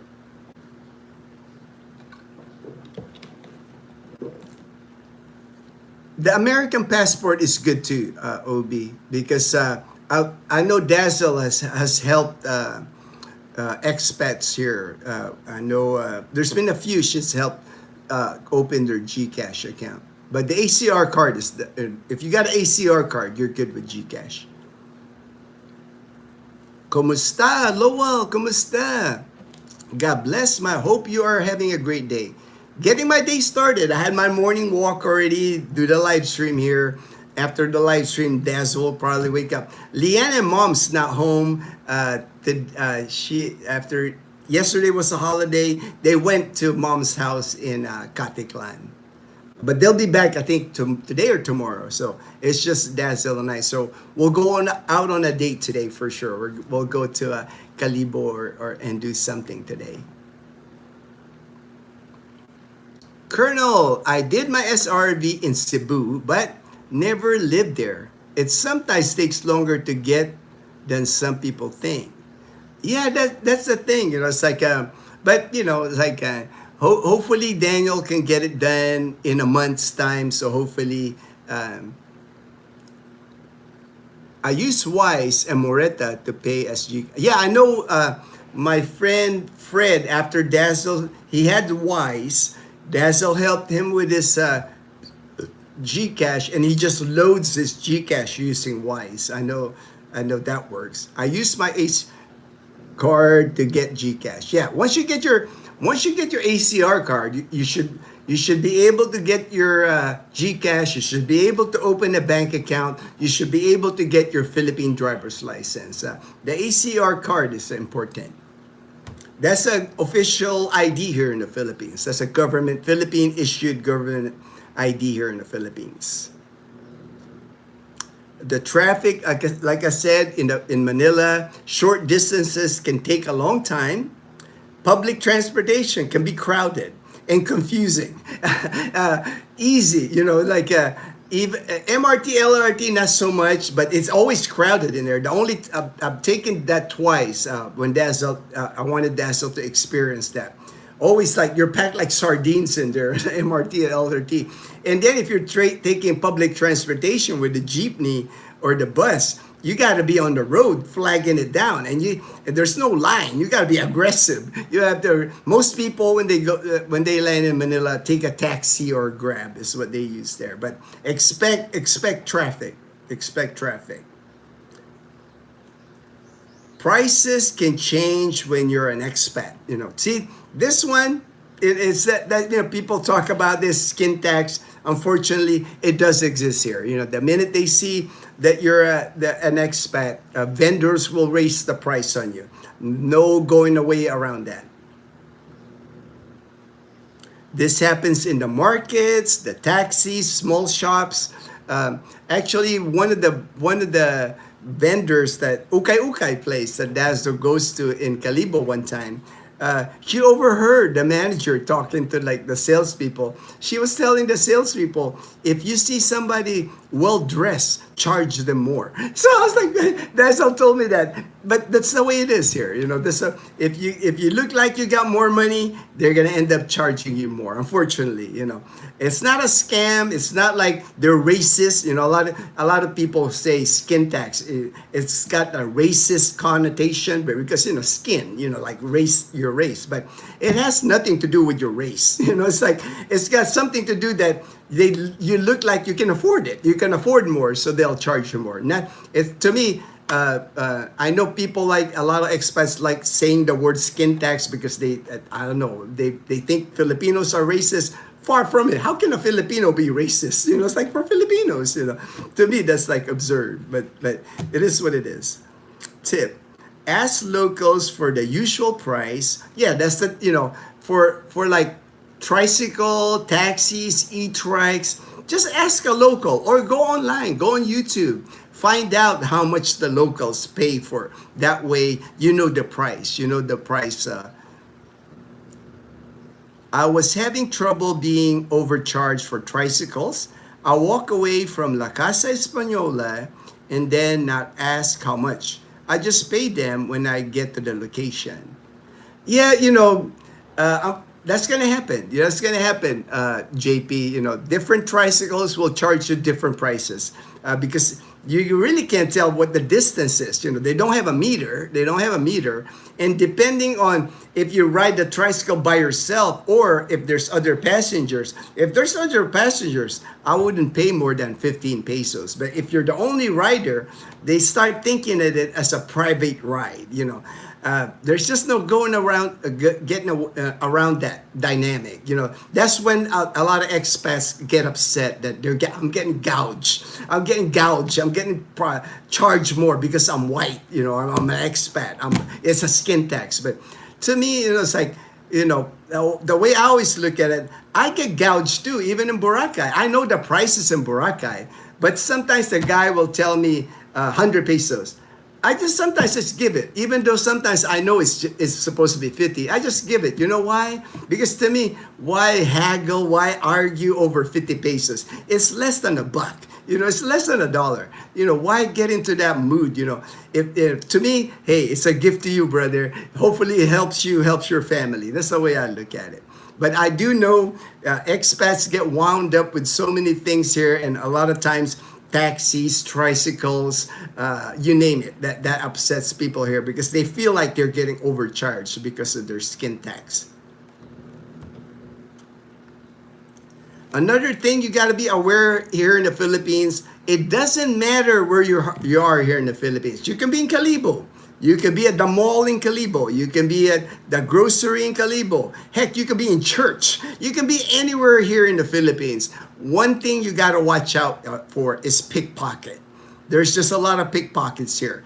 Anywhere you go. So to me, just don't bring a lot of cash. Don't bring cards. I don't carry any of my cards. Like my credit cards, debit card. I don't have credit cards, debit card, any kind of card. Don't even carry it unless you're gonna use it, right?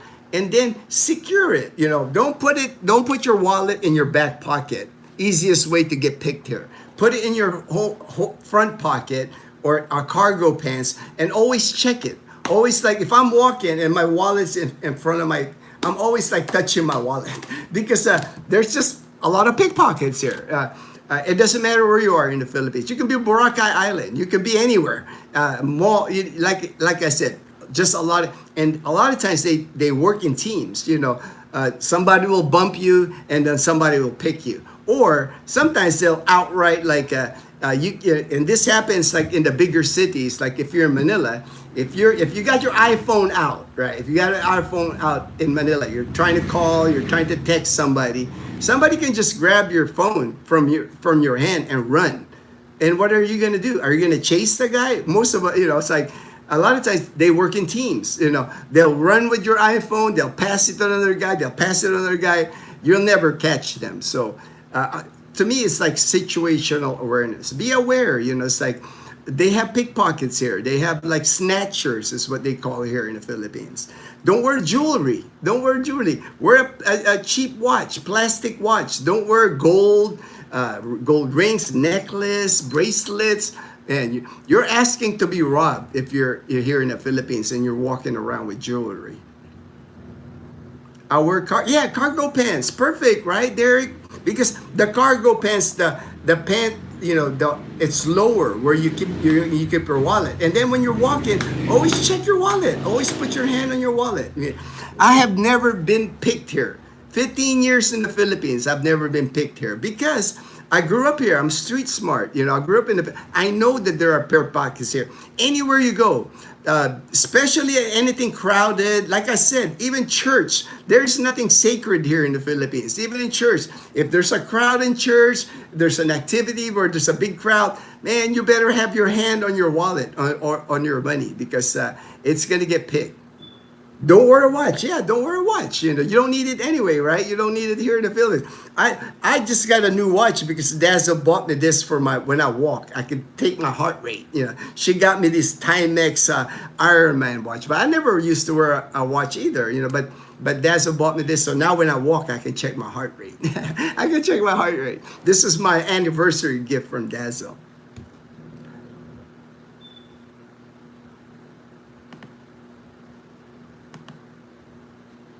Okay, I'm on the second page now, the tips. Environment and cleanliness, that talks, depends on your area, but a lot of areas here in the Philippines will have mosquitoes, will have flies, will be dusty, dirty streets. You know, this is a developing country. This is not like the US.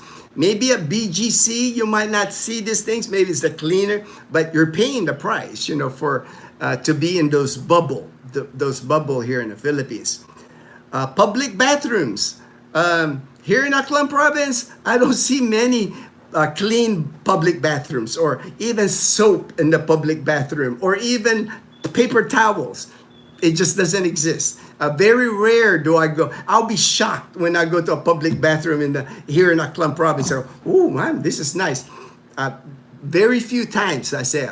We always carry baby wipes. Baby wipes are our thing to clean our hands when you use the bathroom, because a lot of bathrooms here, the toilets won't even work sometimes. It doesn't flush. You know, it's just the way it is. You know, there's no good thing around that. You know, even in Boracay Island, you know, like I mentioned before, Boracay Island, top resort, right? Top vacation place in the Philippines. There's not a single public restroom on Front Beach. 4.5 kilometers of white beach. Not a single public restroom. You have to go use the restroom in the restaurants, or at D Mall. There's a public restroom at D Mall, but you gotta pay. You know, there's a charge, and it's only like one female, one male. You know, so.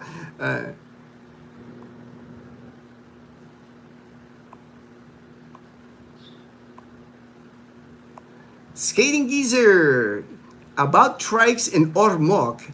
If driver says special or private ride, then you're paying for your seat and empty seats. Benefit is driver will go to your destination. Yeah, it's the same pretty much anywhere in the Philippines with tricycles, Skating Geezers, what I've seen. You know, if you're riding by yourself, you got to clear with the tricycle driver whether it's a private ride or not. You know, Boracay is notorious for that. You know, it's like in Boracay, the trick for the e-trikes is you always look for the e-trikes with passengers in it. So when the guy stops, you know it's a single fare. It's like 20 pesos or 30 pesos, because there's other passengers. But if it's an empty e-trike and you flag him down and you sit, you better ask him it's not a private ride, because if he takes you, he won't pick another passenger, and he'll take you to your destination. He'll charge you like 150 to 200, because he'll say, I gave you a private ride. They're trying to fix the situation. They're trying to post signs, the correct fare, but that's always going to be a problem anywhere you go in the Philippines. It's always going to, because there's no meter on the tricycles. It's not like a taxi. At least if you flag the meter, you know how the meter. And sometimes even the taxis in Manila, they say something like their meter's broke. So you know you're getting gouged if the driver says, because the meter is supposed to work if you ride a taxi in the Philippines.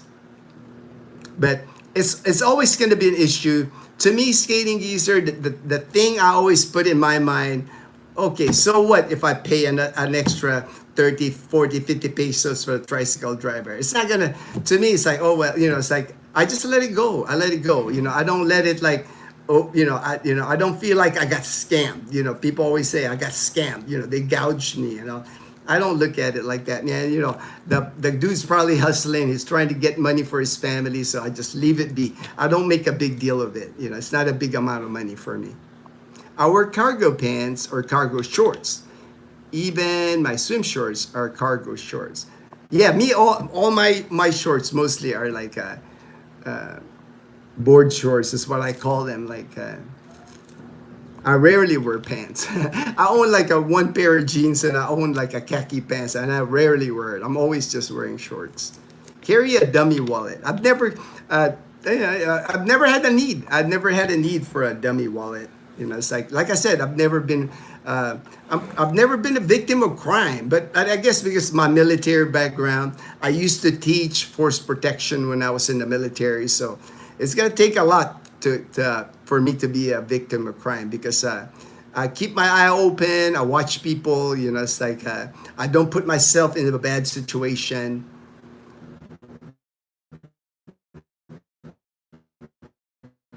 A lot of times it's just being aware of your surroundings. It's like I said, taking money out of an ATM at nighttime here in the Philippines, you're asking to be jacked that way, man. It's like always get money from an ATM where there's people daytime inside the mall.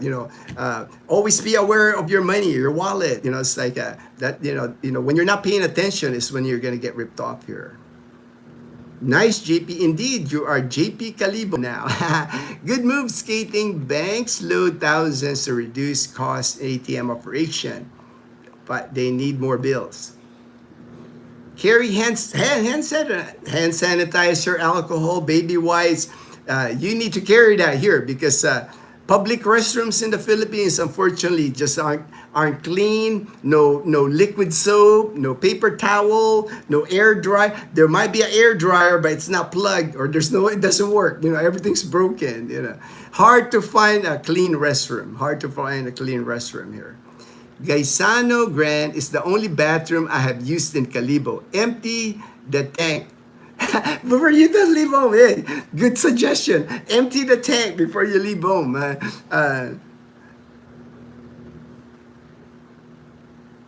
right, I'm looking at the tips. More tips here. Based on your life. It's a big difference. When you're like in BGC, more prime areas, Makati, you pay more there. It costs more to live in those areas. You're gonna feel more clean, modern, similar to U.S. standards in those areas. But once you hit the province, man, this is the wild, wild west. It's like we don't have the infrastructure here in the province. And don't be surprised, it's like people here, it doesn't matter. Maybe in BGC, maybe you get busted for it. But here in the province, so the smaller cities, guys, unfortunately, because there's no public restrooms, people just pee everywhere. It's like you'll even see signs where people, because they use walls a lot of times to pee, right? The walls will even say, "Bawal umihi dito." Don't pee here, but people pee there. It's like guys will be guys. I guess they gotta go. They gotta go. So very common to see people peeing anywhere. People peeing anywhere here, unfortunately. Yeah, Filipinos, they're very kind. They're very kind, but you still have to be alert. Very alert here. Filipinos are like some of the nicest people in the world, but unfortunately, anywhere you go in the world, there's always bad element. There's always people that are taking advantage, and maybe even more now with this oil crisis. People are, maybe a month from now or 60 days from now, if this continues, there's going to be people struggling. So usually when people struggle, crime goes up. Just saying that happens. But most of the people you'll meet, I'm sure, JP, they're friendly, they're hospitable, they're helpful. They'll walk you if you have a question. They'll walk you to the thing. But unfortunately, anywhere you go in the world, you still have to be alert. That person might be helping. Yeah, I'll take you. I'll show you that. But make sure you're keeping your wallet. Make sure you're like protecting your wallet, because you might get your guard down and all of a sudden you get picked. You get picked. Your pocket just got picked because you felt like, oh, this Filipina so nice, so helpful. You get your guard down. Don't get your guard down, especially they might use a beautiful Filipina to like the lure, right? to like get your guard down. Next thing you know, it's like the backup is like picking your pocket. They work in teams here.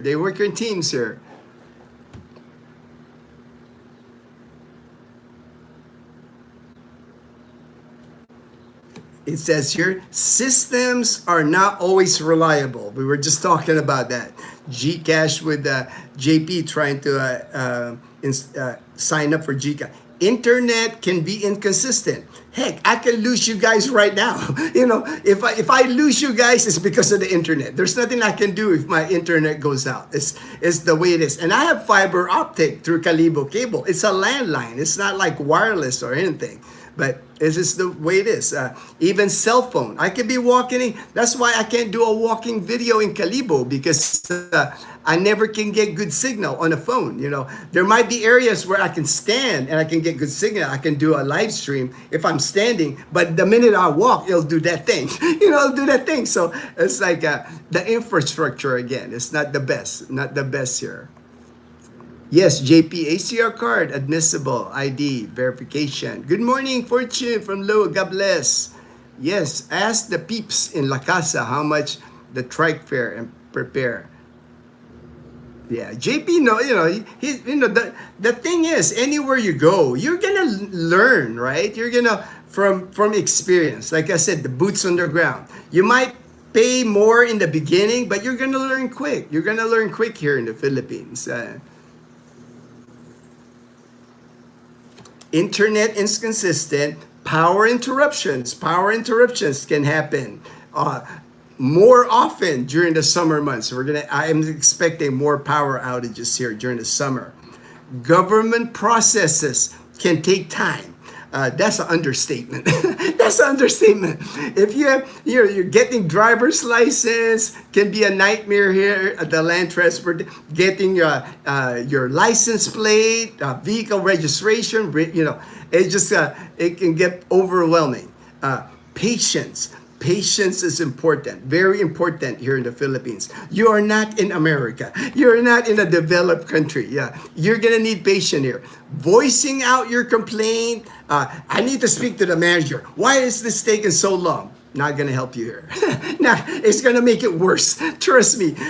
Your paperwork for that government agency, you're kind of rude. They'll just like, ooh. We lost that paperwork. It's like there's nothing you can do. You just got to be patient. If you think that being obnoxious in front of like a government employee will help you, it's not going to help you. They got you. Government employees, they know it. They got you. It's like I said, your application for driver's license, registration, that can just all of a sudden get thrown in a trash can or shredded, even worse. So do not upset them. You're just going to make the worst. Because if you ask for the big boss, the director or like the land transportation, he's going to go, I don't got time for this guy. It's like one thing here in the Philippines, you're never going to find like suggestion boxes here where they ask for your opinion. They don't care, especially government agencies. They do not care. They have a process. That's their process. They're not going to sway from their process here, unfortunately. The quicker you understand that, the better you are here. The more impatient you get here, it's not going to go well for you here. You came here by your own choice. Nobody forced you to come to the Philippines. It's a beautiful country, beautiful people, amazing. You can have an amazing life here, but you have to bring patience here. The way the Filipinos operate, especially government agencies, even like civilian companies, they have a certain way of doing things, and they're not going to sway from that. An employee normally, even like the minimum wage employee, if there's a policy of the company that no exchange, no return, or something that it gets drilled to them, they're not going to sway away from the policy, because they can get fired. They can get fired, and they're just barely hanging on to their job. They don't want to lose their jobs here.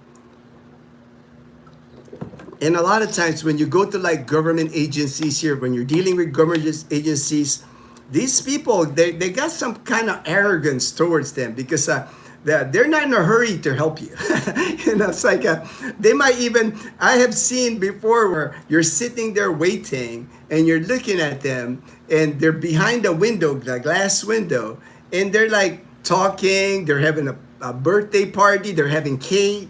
and nobody's rushing.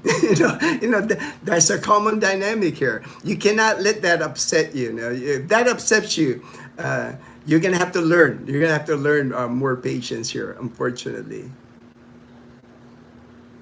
Good move, JP. Same here. Empty the front. So no need for toilets. No need for toilets. I will do that for Chen. I just have better luck getting a tricycle at Rojas Avenue on the main road. That's what JP is saying. Rojas Avenue is main road, then in La Casa, so more chances likely, not special ride.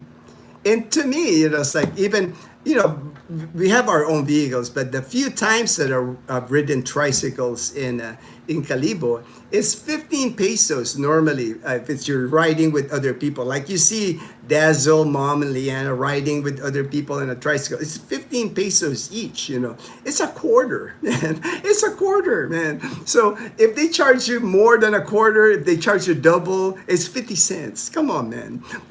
Don't get too upset. Don't get too upset about 50 US cents. I feel the same way, G. I realize things are different here, and I know I'm blessed, and I'm fine sharing a small amount with anyone living. Right? I never get upset about little stuff like that. Now, if it's 1,000 pesos or more, then I'll be concerned. But what's 50 pesos to me? It's like what's 25 pesos? I know a lot of expats think that it's not fair because they're charging me more because of my skin. To me, why get all upset about 50 US cents, or a dollar? Why be upset with that amount of money? Stay alert, stay alive. Hey, James and Karen, they're over at Belus.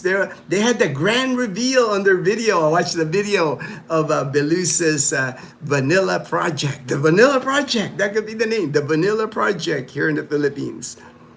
Good to see you, brother. Good to see you, James.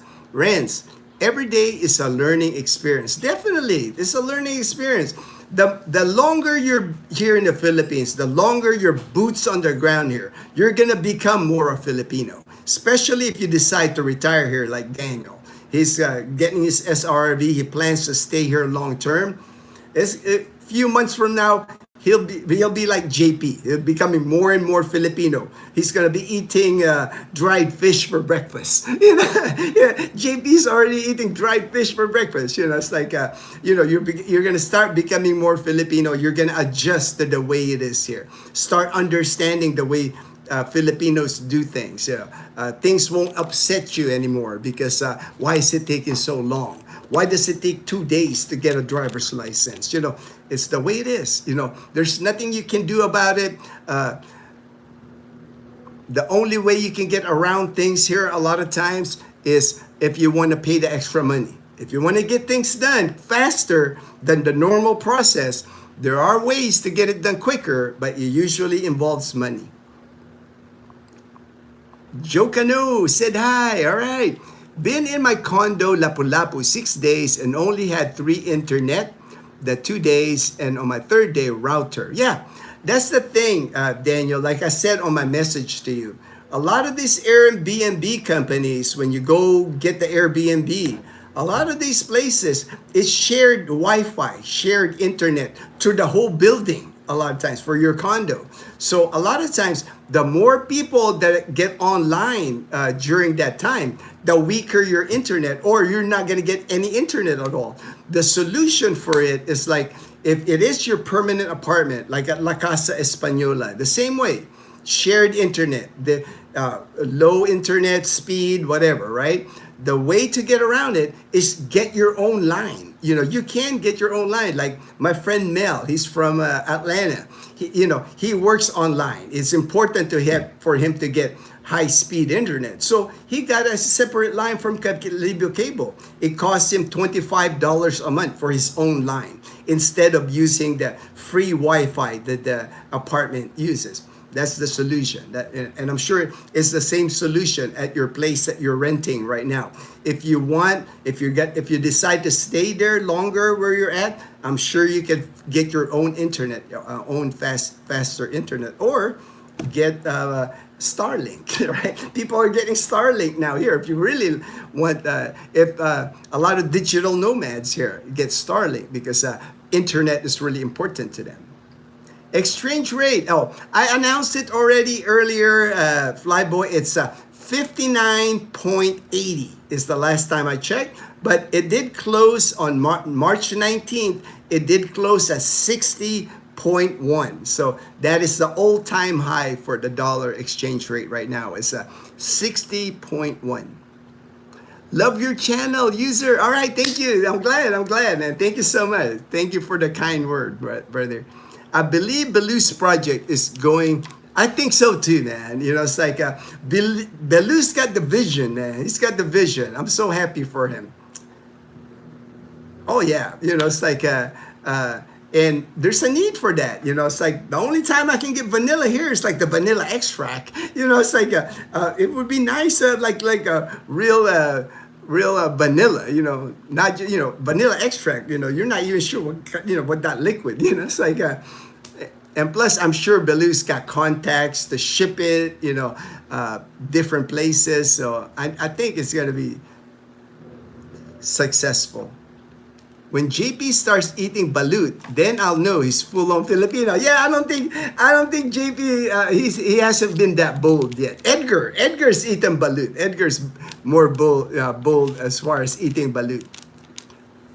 Is it true Pacquiao and Mayweather fight? Yeah, I think that's already announced, man. They're Pacquiao and Mayweather fighting. Netflix, free on Netflix. It's not even pay-per-view. So I'll watch it. I'll watch it definitely. I've been watching on YouTube like many training at the Wild Card Gym in Los Angeles. So he's already training for it. I'll be looking for balut. Belu's vanilla in the market. Yeah, I know, right? You know, it's like, that'll be awesome. I've never seen vanilla here. You know, the stalks, the vanilla, I've never seen it here in the Philippines. Like I said, they only have the McCormick. The McCormick vanilla extract is the only thing they have here. Okay. I'm going to try to finish the top tips, the tips that I found online here. Food and daily living.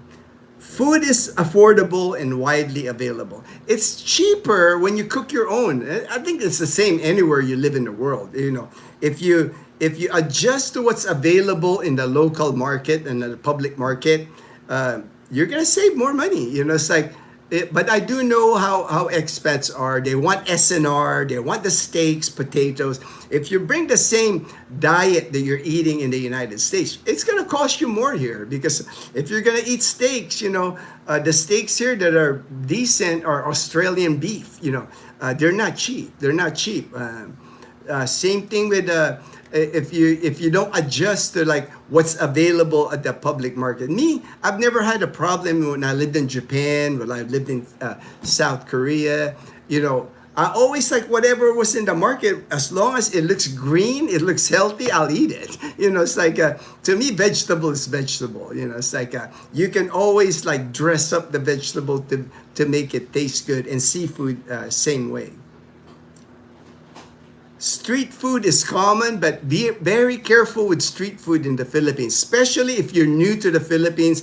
A lot of street food in the Philippines are cooked in oil, and it's not the best quality oil. So I would stay away from street food. I would stay, especially all the fried street food. They're not healthy for you. It's like I would just stay away from it. And then you might not agree with you anyway. You might eat a street food here, then all of a sudden you're gonna feel that pain in your stomach, and you gotta go to the bathroom. So why chance it? You know, there's plenty of cafes, restaurants where the food is more familiar.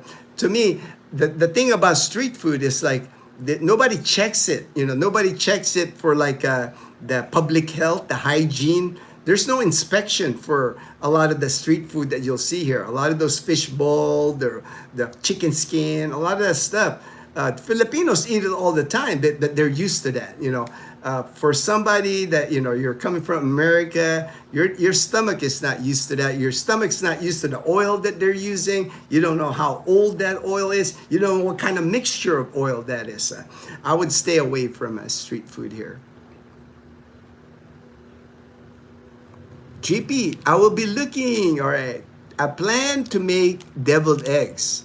Oh wow, I love deviled eggs. That is my balut. That's your balut. I haven't had the deviled eggs in a while. Good AM, James and Karen from Fortune. Saw you drive the streets of Cebu and told Gino that James is already a Filipino, man. James, as far as motorcycle driving, like Fortune saying, James is a Filipino. It's like, I can't drive like that, on a motorbike. I'm not experienced enough on a motorbike to be weaving through traffic, going through middle of two cars. I'll be like worried, man. I don't have that kind of balance anymore, man. But James got the Filipino skills riding the motorbike for sure. Fly, 60.1, 10, closing last Thursday. All right. Final advice, final tip here. Don't expect everything to work like in America or like in a developed country, Western country, like it is. Whatever system you had in the US or Canada, how efficient it is, how everything works. Do not expect it in the Philippines. I don't know why people do that anyway. I don't know why, the Philippines is a developing country. America is a developed country already. Infrastructure, internet, high speed, online. All that stuff is like well developed. Man, when I left the US in 2011, everything was already internet, online, everything. This is like 15 years later, and we're way, way behind as far as the internet when it comes to internet here in the Philippines. But you cannot expect it. It will just frustrate you if you move here, you come to the Philippines, and you're expecting the same service that you're getting in America or a developed country. You're expecting here in the Philippines. You're gonna be dissatisfied. You're gonna be disappointed. You gotta learn to become a Filipino, man. You gotta learn how to become the way we live here, the way we understand that if we use a public restroom, there might just be a bucket of water there and a tabo. There's there's no soap. There's no towels to dry your hands.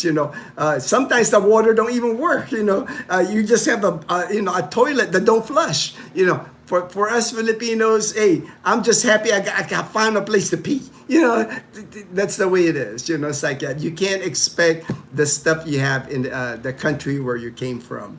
That will just the longer you stay here, if you're expecting the Philippines to be like America, it's just gonna end up frustrating you more, and you're not gonna enjoy it here. You gotta learn how to live like a Filipino. Like a Filipino, we can tolerate so much more because that's the way it is. We don't get upset about the little thing. The little stuff don't bother us because it's like, we grew up like that, right? I understand you're not used to that, but you're gonna have to adjust. You're gonna have to adjust here in the Philippines. Adjust your expectations. I didn't even read that. I didn't even cheat. I was like, adjust your expectations. This is not the America. This is not a developed country. Stay aware, but don't be paranoid. Don't be like, I'm not paranoid, but I'm aware. I'm aware of my surroundings.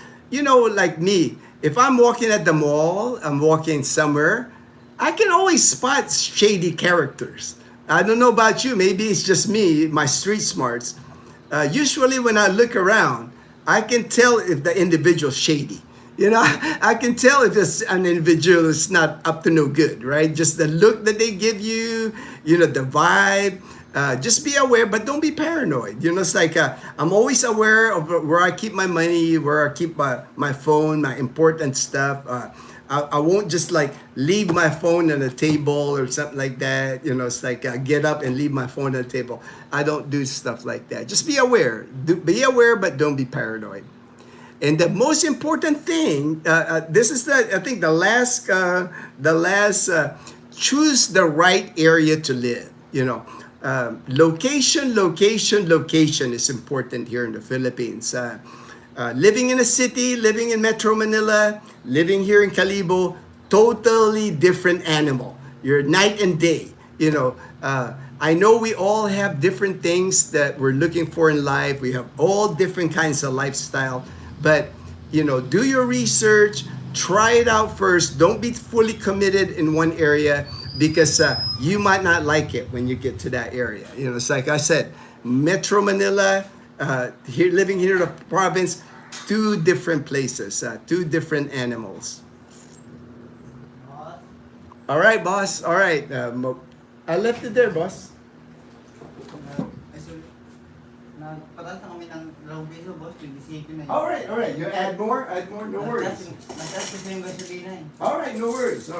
Here's the extra pipe. You're good? All right. Thank you. All right. That was my water guy. My drinking water guy. They just increased the price. So I had to give him an extra 4 pesos. It's 25 pesos is for one of those. How many gallons is that? I would say 3 gallon. I don't know. But those container of drinking water is 25 pesos. Now he's saying now it's 27 because of the gas price. So my drinking water increased by 2 pesos. Is Carabao expensive there? I don't know if Carabao is I wouldn't think it is. Yeah, I wouldn't think it is. There's not that many Carabao anymore. Water buffalo. The farmers still use it, but there's not that many. Here in the province of Aklan, actually, the government, Dazil and I, we worked for, we did OJT, we did our internship at the governor's office, and the agriculture people there, they're actually the farmers here. They're giving them like plows, like gasoline-powered plows for free. It's a government program here. So that's why less and less Carabaos. Same. Hello, my friend Gino. How are you doing? And your family? God bless. From Samuel Hinkle in my YouTube channel.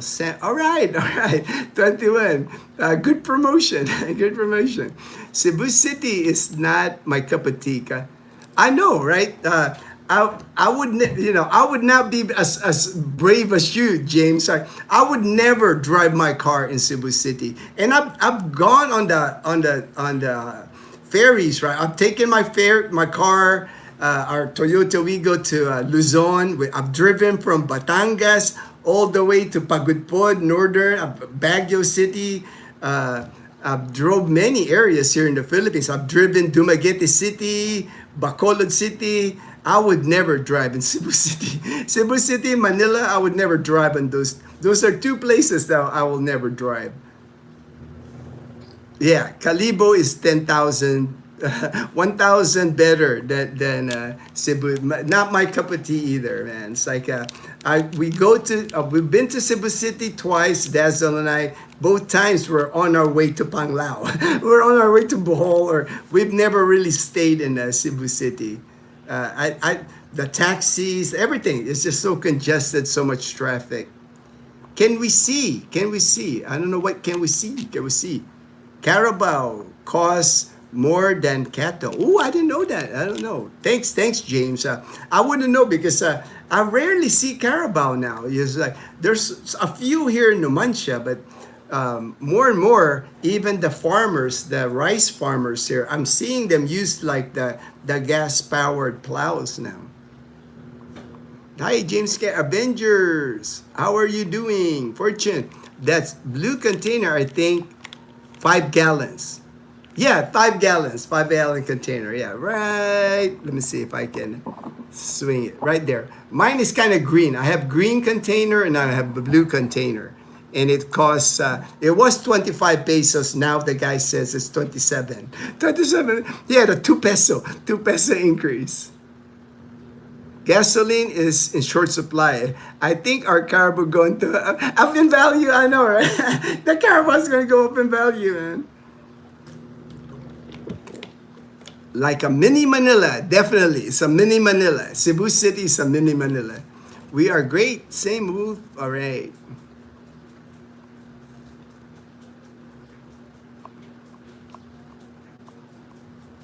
All right, I'm at the end. I'm going to end the live stream. I went too long here, actually. I apologize. I usually try to keep it within 2 hours, but I'm just going to end it.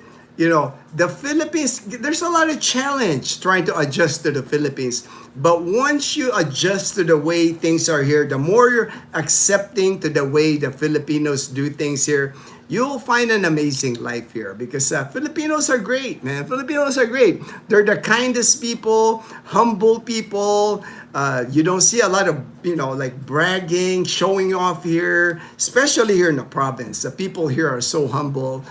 You can see Karen's family, Jen. Everybody's so humble here. You see mom, it's like Liana. You can see people are just kind and humble here. That's why it's the people that makes a difference. Like I always get asked by people, Thailand or the Philippines, Thailand or Philippines. The thing that separates the Philippines from any other Southeast Asian country is that the Filipino people are good people. You're not gonna meet the nicest people more than Filipinos. And Eden's family, yeah, I've seen the Carabao. I've seen the Carabao up in the mountains for Karen's family, from Nanay and Tatay. Eden's family has 3 Carabao. The white one is named Kano. Hey, Kano, that's funny. Kano, because he's white Carabao. That's good. May God bless you. James, all right, same wolf. All right, Fortune. The Ates here asked me for 100 for water. Maybe 3 for 100 here for us. Okay. All right. Hit the like. All right. Thank you, Daniel. All right. I'm going to end the live stream right there. Thank you so much for joining the live stream. I appreciate everyone. Everyone take care and everyone stay blessed. Stay blessed.